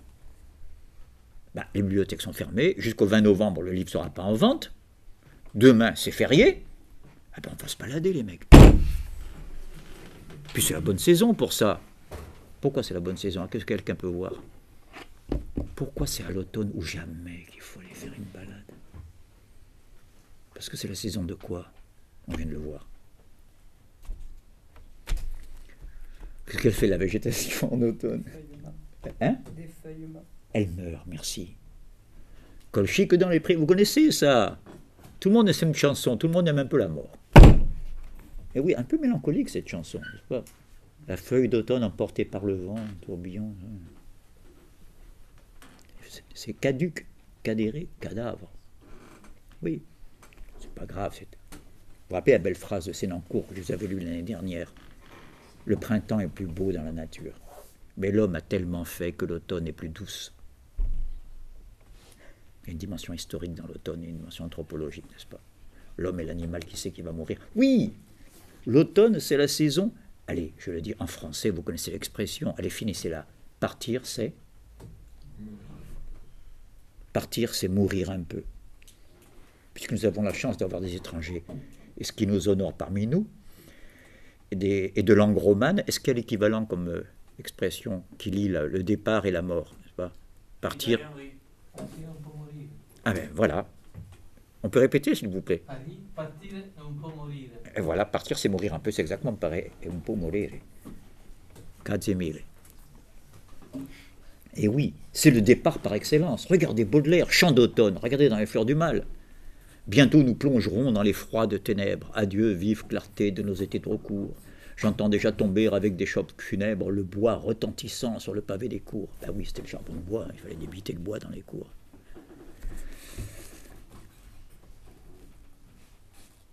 L'échafaud qu'on bâtit n'a pas d'écho plus sourd. Vous voyez, c'est lié à la mort chaque fois l'automne, n'est-ce pas? Soit brutalement, soit une douce mélancolie. Or là, je vous avais cité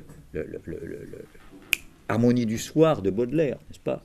Un cœur tendre qui est le néant vaste et noir du passé lumineux recueille tout vestige. Au moment où la lumière va s'éteindre, on regarde vers le passé. Un cœur tendre qui est ce qui vient, la nuit.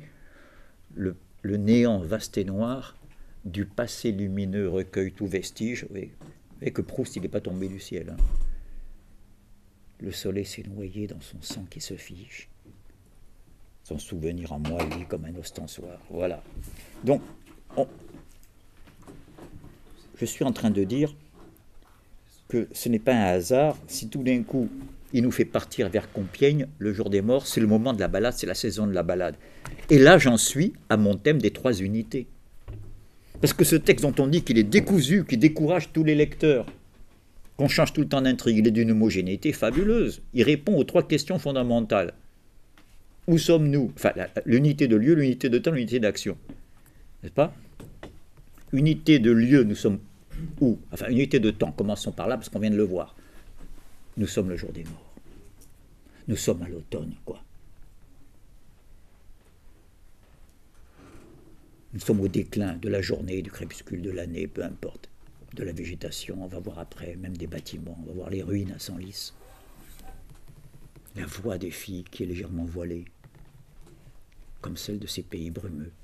C'est lui qui dit tout ça. Donc nous sommes dans ce pays-là. Deuxièmement, ça c'est quand sommes-nous? Nous sommes le jour des morts ou à la saison de la mort. Où sommes-nous? Nous sommes au pays de la mort. Nous sommes en Occident. Et là, je voudrais bien que vous vous souveniez de ce qu'on a travaillé l'année dernière, parce que ça ne sert à rien. C'est ça. Si vous ne cumulez pas ce qu'on a fait, je ne voudrais pas que nos causeries soient comme dans le rétroviseur. Ça s'en va sans jamais revenir, n'est-ce pas? Il faut qu'il y ait quand même un minimum qui reste. Or, j'avais fait un long développement justement après l'étude de la cloche fêlée de Baudelaire et d'Harmonie du soir sur le fait que la modernité, être moderne, être occidental, c'est consentir pour une part à ce que Rimbaud comprend très bien à la fin de la saison en enfer, n'est-ce pas? L'automne déjà, ça commence comme ça, la dernière partie de la saison en enfer. Eh bien oui, j'y peux rien. C'est pourtant très différent, il n'y a pas plus différent de Nerval que de Rimbaud. Rimbaud il tape sur la table là où Nerval est tout courtois et timide, le gentil Gérard. Mais enfin, les thématiques sont les mêmes. L'automne déjà, mais pourquoi regretter la lumière passée alors que nous sommes à la recherche de la lumière éternelle, loin des gens qui meurent sur les saisons. Rimbaud avait compris qu'il est peut-être temps de ne pas être écologique, de ne pas être dans les cycles naturels et de s'éloigner des gens qui meurent sur les saisons. Et je vécus étincelle d'or de la lumière nature. C'est lui qui dit tout ça, n'est-ce pas? Enfin, quand même, vous êtes le sel de la terre, dit-on dans l'Évangile. Si le sel perd sa saveur, avec quoi le sale-t-on? Et oui, parce que je n'ai pas commenté depuis le début, mais vous voyez bien qu'on le fait indirectement. Le titre du recueil, Les filles du feu. L'automne, c'est le feu déclinant. L'Occident, c'est le feu qui décline. C'est un peu paradoxal, parce que c'est la région la plus dynamique du monde, quand même, hein, l'Occident. Économiquement, militairement, politiquement, comme domination, commercialement. Ça bouge un peu, hein, avec la Chine et la crise qu'il y a dans les rivaux de la Chine. Ça bouge. Mais enfin, grosso modo, quand même. Donc, c'est pas ça, c'est pas le truc de la puissance, là, qui est en question. Qu'est-ce qui décline? Qu'est-ce qui décline? C'est la manière, le rapport au monde que nous avions. Et là, je reviens à l'opposition christianisme-paganisme. À partir du moment où la transcendance a dédivinisé tout le monde qui nous environne, il a amené notre rapport au quotidien à la mort. Il a iconoclasté, pardon pour le barbarisme, il a iconoclasté le monde qui nous environne. Et maintenant, pour que vous compreniez ce que je viens de dire, qui a l'air un peu cryptique, comme dirait Thomas, je vais un peu le décrypter justement et vous demander de vous saisir donc du texte qu'on vous a distribué, que je vais lire en parallèle avec la suite du passage où il a cet accès de mélancolie, où il se reprend. Excusez-moi, hein, lecteur, j'étais un peu mélancolique comme ça, mais enfin, c'est quand même le jour des mots. Voilà. Et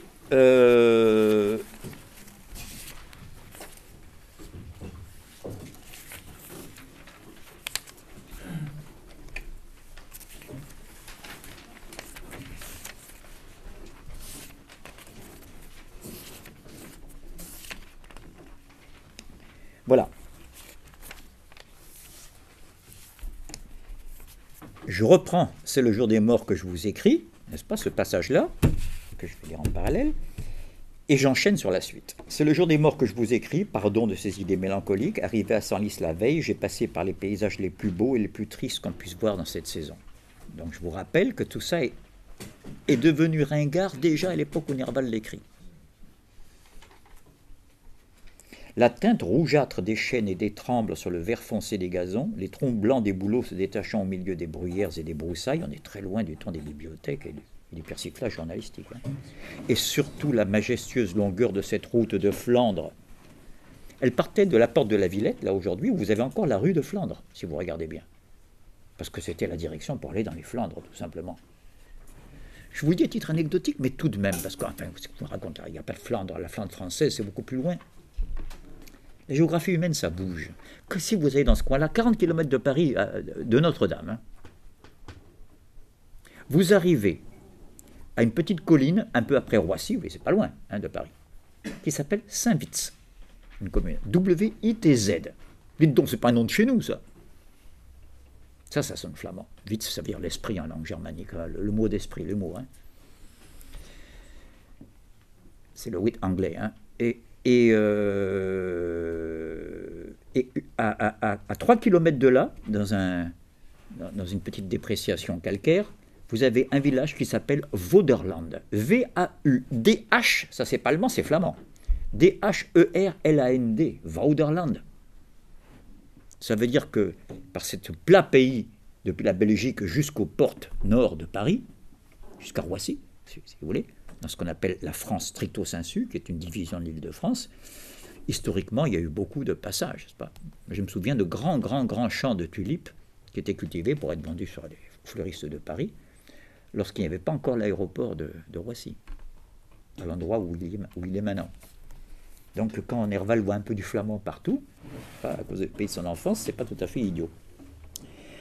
Et surtout la majestueuse longueur de cette route de Flandre qui s'élève parfois de façon à vous faire admirer un vaste horizon de forêts brumeuses, tout cela m'avait porté à la rêverie. En arrivant à Senlis, j'ai vu la ville en fête. Bon, on se réveille. Je sais pas. Les cloches dont Rousseau émettant le son lointain, Rousseau fin XVIIIe siècle, c'est du déclin tout ça. Comme connotation. Les cloches dont Rousseau émettant le son lointain résonnaient de tous côtés. Les jeunes filles se promenaient par compagnie dans la ville ou se tenaient devant les portes des maisons en souriant et caquetant. Je ne sais, c'est le Parisien qui parle, je ne sais si je suis victime d'une illusion, je n'ai pu rencontrer encore une fille laide à Senlis. Celle-là peut-être ne se montre pas. Non, le sang est beau généralement. Et là suit un délire d'explication écologique de la beauté des filles de Senlis. Regardez bien. Ce qui tient sans doute à l'air pur, à la nourriture abondante et à la qualité des eaux. Senlis est une ville isolée de ce grand mouvement de chemin de fer du Nord. Vous voyez, la critique de l'industrie, ça n'est pas d'aujourd'hui. C'est à cause de l'industrie que les filles sont laides à Paris. Enfin, quand même. Hein? Regardez les marchés quand elles viennent de... Je m'excuse, je parle entre mecs, là, mais on se comprend.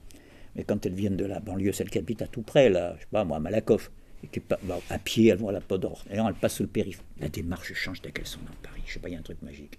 C'est plus souple, c'est plus coquet, c'est incroyable, la même. Hein. Alors, quand même, il exagère. Allez, je n'ai jamais vu...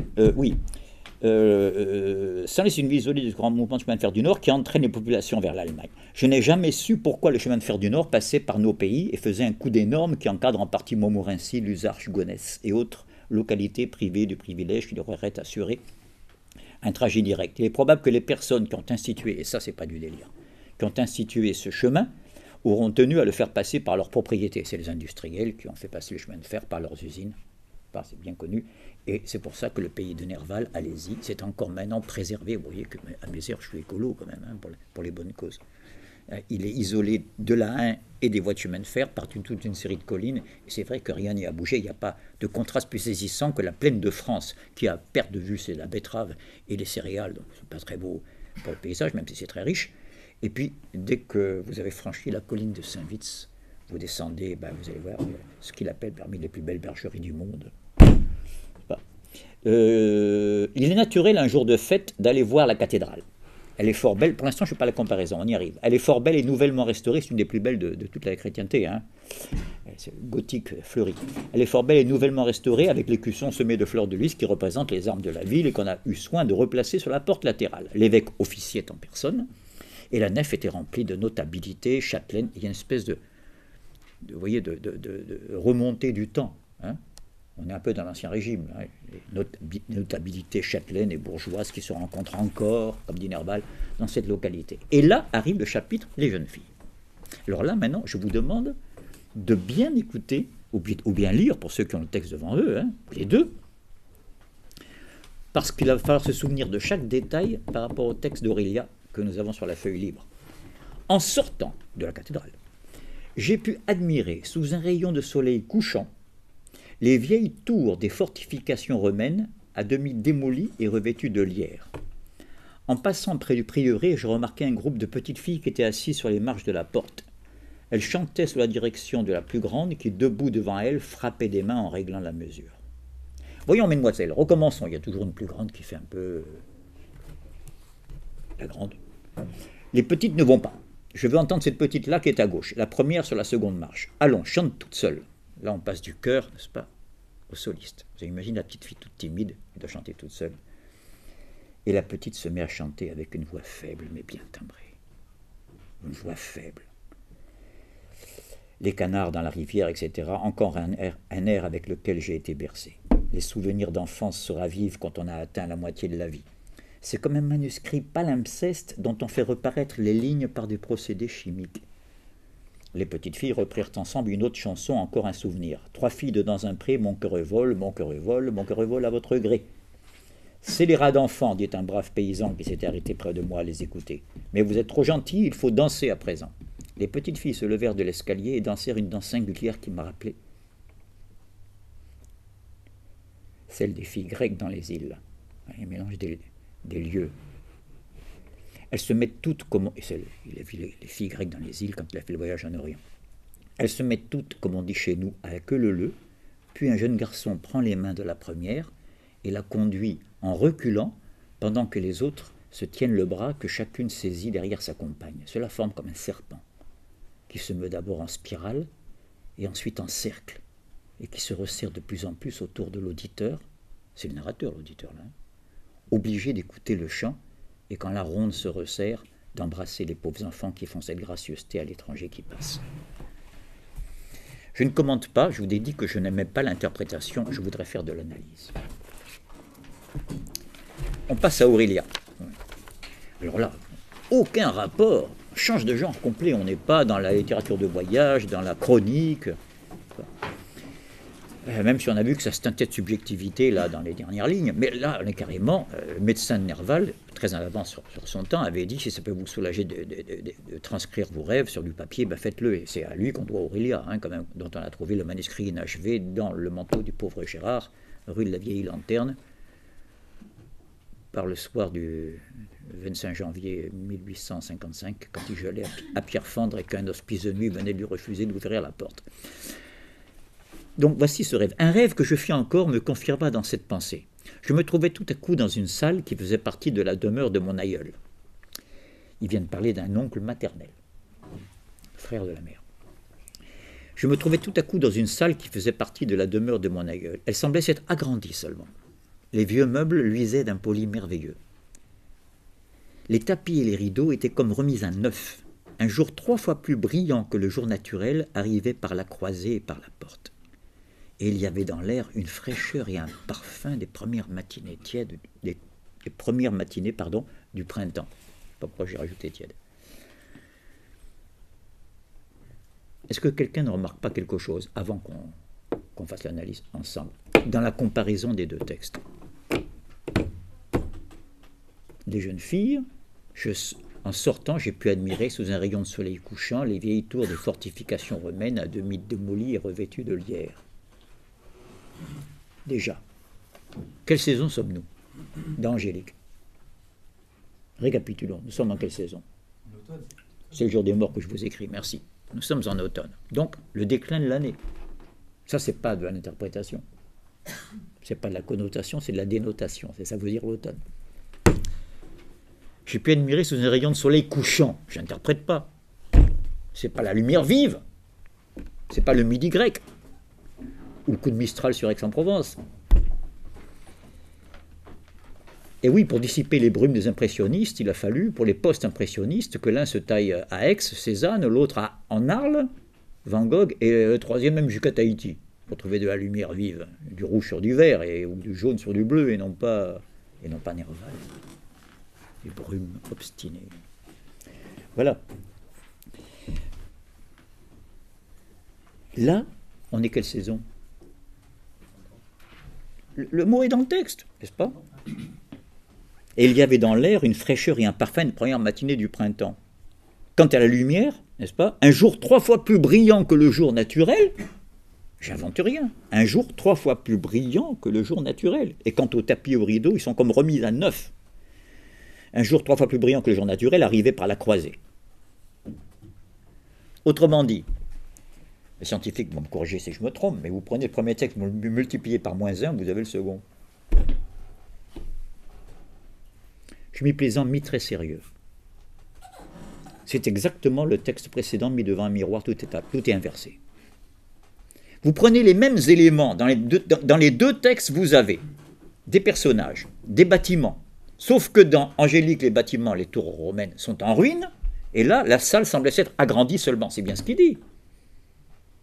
Donc là, c'est la restauration du bâtiment, au contraire. Ce n'est plus la tour abolie, c'est la tour restaurée, là. Vous voyez? Un rêve que je fais encore me confirmant cette pensée. Je me trouvais tout à coup dans une salle qui faisait partie de la demeure de mon aïeul. Elle semblait s'être agrandie seulement. C'est dit, c'est pas l'interprétation. Donc les bâtiments sont dans les deux textes. C'est seulement donc, c'est pas les substantifs, c'est les épithètes et les attributs qu'il faut regarder.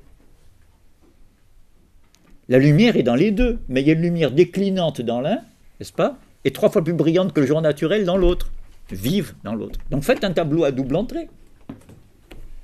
Vous mettez les substantifs à gauche, lumière, bâtiment, personnage, on n'a pas vu, mais ça va être le plus saisissant, on va y arriver.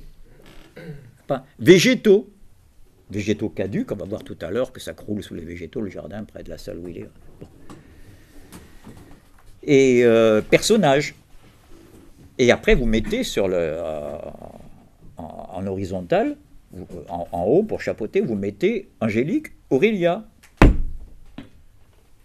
Et vous verrez que c'est exactement l'inverse. Alors, passons au personnage. 3 femmes travaillaient dans cette pièce, on revient au rêve là, hein. 3 femmes travaillaient dans cette pièce et représentaient sans leur ressembler absolument des parentes et des amis de ma jeunesse. Pour l'instant, on n'a pas d'indication d'âge. Il semblait que chacune eût les traits de plusieurs de ces personnes. Les contours de leurs figures variaient comme la flamme d'une lampe et à tout moment quelque chose de l'une passait dans l'autre. Le sourire, la voix, la teinte des yeux, la chevelure, la taille, les gestes familiers s'échangeaient comme si elles eussent vécu de la même vie. Et chacune était ainsi composée de toutes les 3, hein, pareil à ces types que les peintres imitent de plusieurs modèles pour réaliser une beauté complète. La plus âgée me parlait avec une voix vibrante et mélodieuse. Ah, là, la voix n'est pas faible, hein. Là, elle est vibrante.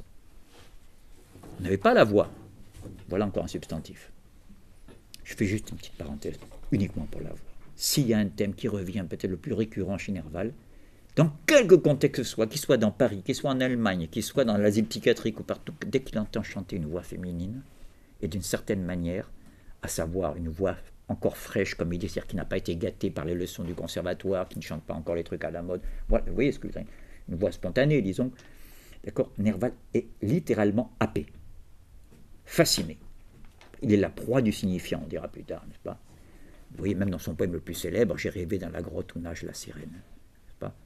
C'est la figure de l'ondine de la sirène. Alors, il y a plusieurs illustrations pour ceux que ça intéresse dans Les Nuits d'octobre, qui sont peut-être une de ses œuvres les plus fantasmagoriques et les plus humoristiques en même temps, qui est Toute une nuit au Halles, le seul endroit de Paris où on ne dort pas, où il visite des drôles d'endroits, des cafés où les musiciens ont les yeux bandés pour qu'ils ne voient pas ce que les clients font en dansant. Vous voyez, c'est bon, le underground, n'est-ce pas, du Paris, du Paris de l'époque. Eh bien, il poursuit sa marche nocturne avec un ami jusqu'à Pantin. Pantin, c'est le Paris obscur. Pantruche, disent certains, n'allons pas si loin. C'est lui qui écrit comme ça, oui, il y a beaucoup d'humour. Hein, n'allons pas si loin que Pantruche. Et là, Pantruche, il tombe dans un banquet qui a lieu dans une arrière-salle d'un dancing à Pantruche, à 2 h du matin. Et dans l'arrière-salle, il y a une réunion de maçons, de francs-maçons. Et ils vont entrer, on leur dit est-ce que vous êtes maçon? Et l'ami de Nerval, il a toujours un ami, on va le voir dans Angélique aussi, lui fait les signes appropriés, donc ils peuvent rentrer. Et non, on ne leur demande pas ce que vous êtes maçon, on leur demande est-ce que vous êtes du bâtiment? Et quand son ami fait qu'ils peuvent rentrer, Nerval dit après tout c'est vrai, nous sommes des bâtiments, les poètes sont des bâtiments. Amphion, qui rythmait la construction du Parthénon avec les accords de Salyre, était du bâtiment. Vous voyez, c'est joli. On a dit à Athènes que pendant qu'on construisait le Parthénon, Amphion, pour encourager un musicien de l'époque, n'est-ce pas, un aède, pour encourager les travailleurs, n'est-ce pas, tirait des accords de Salyre. Moi qui étais en Afrique, je vous ai parlé du griot la dernière fois, vous vous rappelez? Mais quand vous voyez la récolte, c'est un moment capital, parce qu'il faut aller vite. Il y a eu les pluies, il faut vite faire la récolte pour qu'il y ait une autre pluie et qu'on essaye de manger cette année un petit peu plus que d'habitude. C'est grave la récolte. Les fonctionnaires, il n'y en a plus dans les bureaux, ils sont tous dans les villages pour aider à la récolte. Tout le monde est là. C'est vital. Eh bien, vous voyez, les types là, en ruisselant de sueur avec le boubou, la daba, c'est la houe, le vieil instrument, c'est pas, qui s'il n'était pas métallique serait quasiment néolithique, là, comme ça, affairé, pressé, ruisselant de sueur, c'est un cagnard qu'on n'imagine pas, et vous avez à 5 cm de lui, aussi ruisselant, le griot avec son tambour d'aisselle, pour les spécialistes, c'est pas le dong-dong, ça dépend un peu des ethnies, n'est-ce pas, qui fait la rythmique, le work music, work song, n'est-ce pas, ce fameux work song d'où vient à peu près tout le blues et tout le côté répétitif et lancinant et accablé, n'est-ce pas, d'une certaine musique américaine des origines, tout de même, qui a conquis le monde. Le monde libre a été conquis par la musique des esclaves. Pas beau ça. Ça, c'est la dialectique.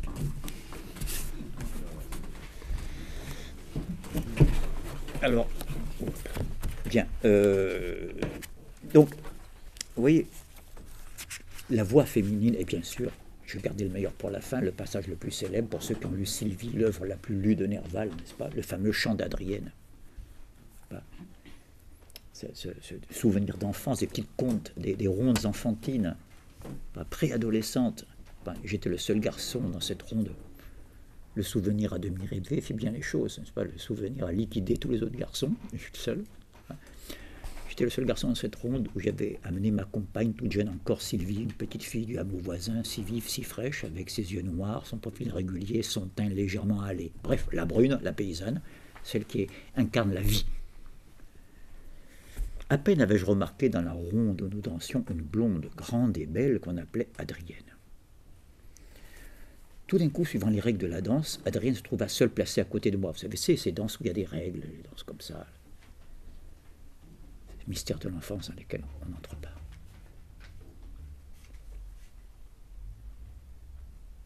Et la danse, la belle devait chanter pour avoir... Non. Tout à coup, suivant les règles de la danse, Adrienne se trouva seule placée à côté de moi.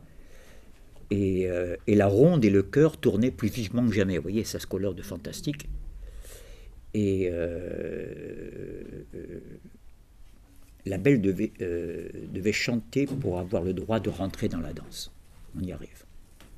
Et aussitôt, d'une voix fraîche et pénétrante, légèrement voilée, comme celle des filles de ces pays brumeux, vous voyez, comme si ce voile pour l'œil faisait un voile pour l'oreille. C'est beau comme histoire. Ainsi, dans la forêt où mon esprit s'exile, un vieux souvenir sonne à plein souffle du corps. C'est pas Nerval, c'est Baudelaire. Regardez comme c'est pareil. Pourtant, ça n'a rien à voir, les deux esthétiques. Dans le cygne Baudelaire, le cygne, l'oiseau, ça se termine comme ça. Ainsi, dans la forêt, oui, forêt à brume, où mon esprit s'exile, un vieux souvenir sonne à plein souffle du corps. Donc, d'une voix fraîche et pénétrante, légèrement voilée comme celle des filles de ces pays brumeux, elle chanta une des anciennes romances. Bon, après, il parle de la romance, il la décrit. À mesure qu'elle chantait, regardez comme il s'attarde sur la caractérisation de la voix, indépendamment de ce qu'elle chante. À mesure qu'elle chantait, l'ombre descendait des grands arbres et le clair de lune naissant tombait sur elle seule, isolée de notre cercle attentif.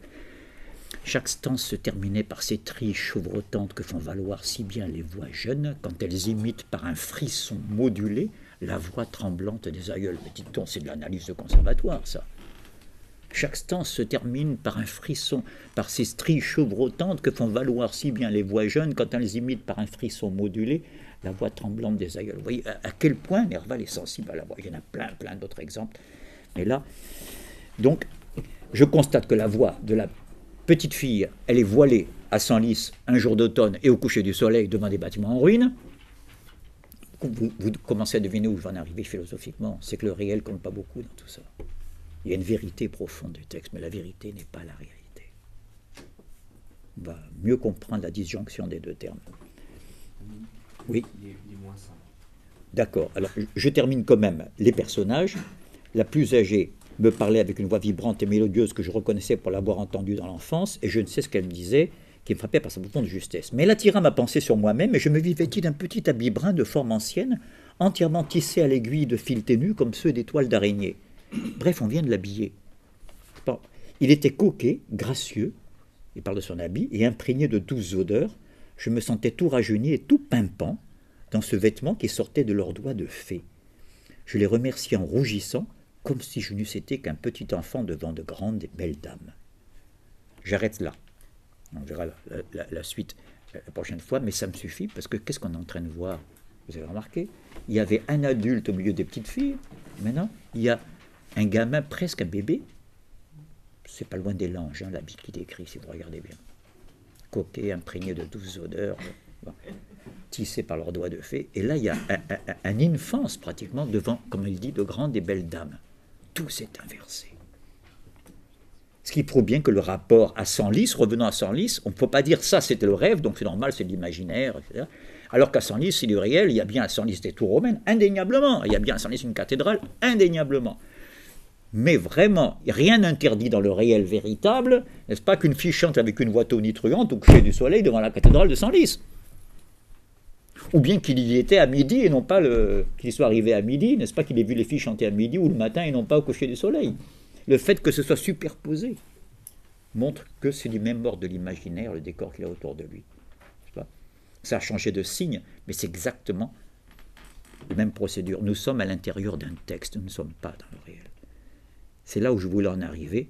Il est temps de voir que toute la réalité a été absorbée dans la parole nervalienne. Voilà. Nous ne faisons que commencer à pénétrer dans le monde nervalien, mais je voulais qu'on y pénètre un petit peu par les textes, cette fois-ci, et non pas seulement par les contextes. Il est donc -5, c'est ça? C'est un peu court pour les questions, c'est ça? Ah oui, ce qui me fait penser tout de même, c'est d'autant plus court que j'avais promis à Philippe de répondre en séance à la question qu'il m'avait posée, mais je lui avais promis que je répondrais en séance tellement sa question coïncidait avec ce que j'avais programmé pour ce soir. Sa question, c'était, Philippe, tu me corriges si je trahis ta pensée, en relisant Angélique, il lui a semblé que c'était de l'ordre du rêve, finalement, que ça semblait décousu comme ça, c'est bien ce que tu disais.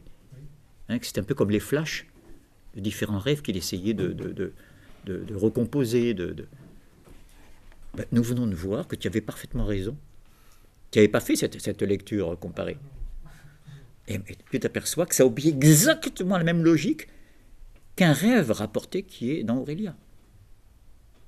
Donc tu as très bien vu. Il est toujours dans lorsqu'il appelle lui-même d'une phrase qui est devenue célèbre dans Aurélia, ici a commencé ce que j'appellerais pour moi l'épanchement du songe dans la vie réelle. Alors ça, je reviendrai la prochaine fois. Je me sers d'un fou pour parler de nous. C'est pas parce que quand on a un excès, on voit mieux le cas général. C'est pas. De même que Freud dit la névrose, a fortiori la psychose, mais la névrose nous permet de mieux comprendre ces névroses normales qui ne sont pas du tout pathologiques que nous avons tous, qui s'appellent le rêve, l'acte manqué, le lapsus, etc. Or, je terminerai là-dessus pour aujourd'hui. Ce qui est en train qu'on est en train d'observer, cet épanchement du songe dans la vie réelle, cette confusion du réel et de l'imaginaire, et surtout de leur rangement à l'imaginaire, ne veut pas dire l'arbitraire. Hein. Dernière parenthèse, je suis fatigué de l'imagination au pouvoir. Heureusement qu'on en sort de cette période-là. Ah, je ne dis pas que ça n'existe pas, l'imagination, elle a été au pouvoir. Hein. Regardez les actualités sur les cérémonies de Nuremberg en 1937. Là, vous avez l'imaginaire au pouvoir. La reconstitution de la Rome antique avec les aigles, il n'y a pas l'imaginaire là-dedans. Méfiez-vous de l'imaginaire au pouvoir.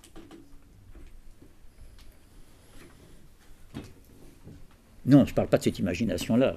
Je parle de celle qui nous est commune, c'est là où ça devient intéressant. C'est là où ça devient intéressant. La prochaine fois, nous verrons que le cas Nerval ne fait qu'amplifier des structures qui sont à l'œuvre chez nous tous. Vous vous rappelez que le séminaire de l'année dernière, je vous avais terminé en disant « Nous aimons tous la même chose », qui vous avait un peu surpris. N'est-ce pas? Mais pas du tout. Moi, j'aime la petite rousse, moi, j'aime la grande brune. Et l'inverse. Le petit brun, le boutonneux. Avec les garçons, je suis un peu plus... Bon. Le baveux. Voilà, le vieux. Voilà. Donc, j'espère que ça vous a convaincu qu'avec Angélique, nous n'avons pas fait un texte totalement décousu et capricieux, et qu'au contraire, n'est-ce pas, il est d'une homogénéité qui n'a rien à envier à Sylvie au texte majeur. Voilà. Et nous creuserons cet aspect-là la prochaine fois. Merci à vous.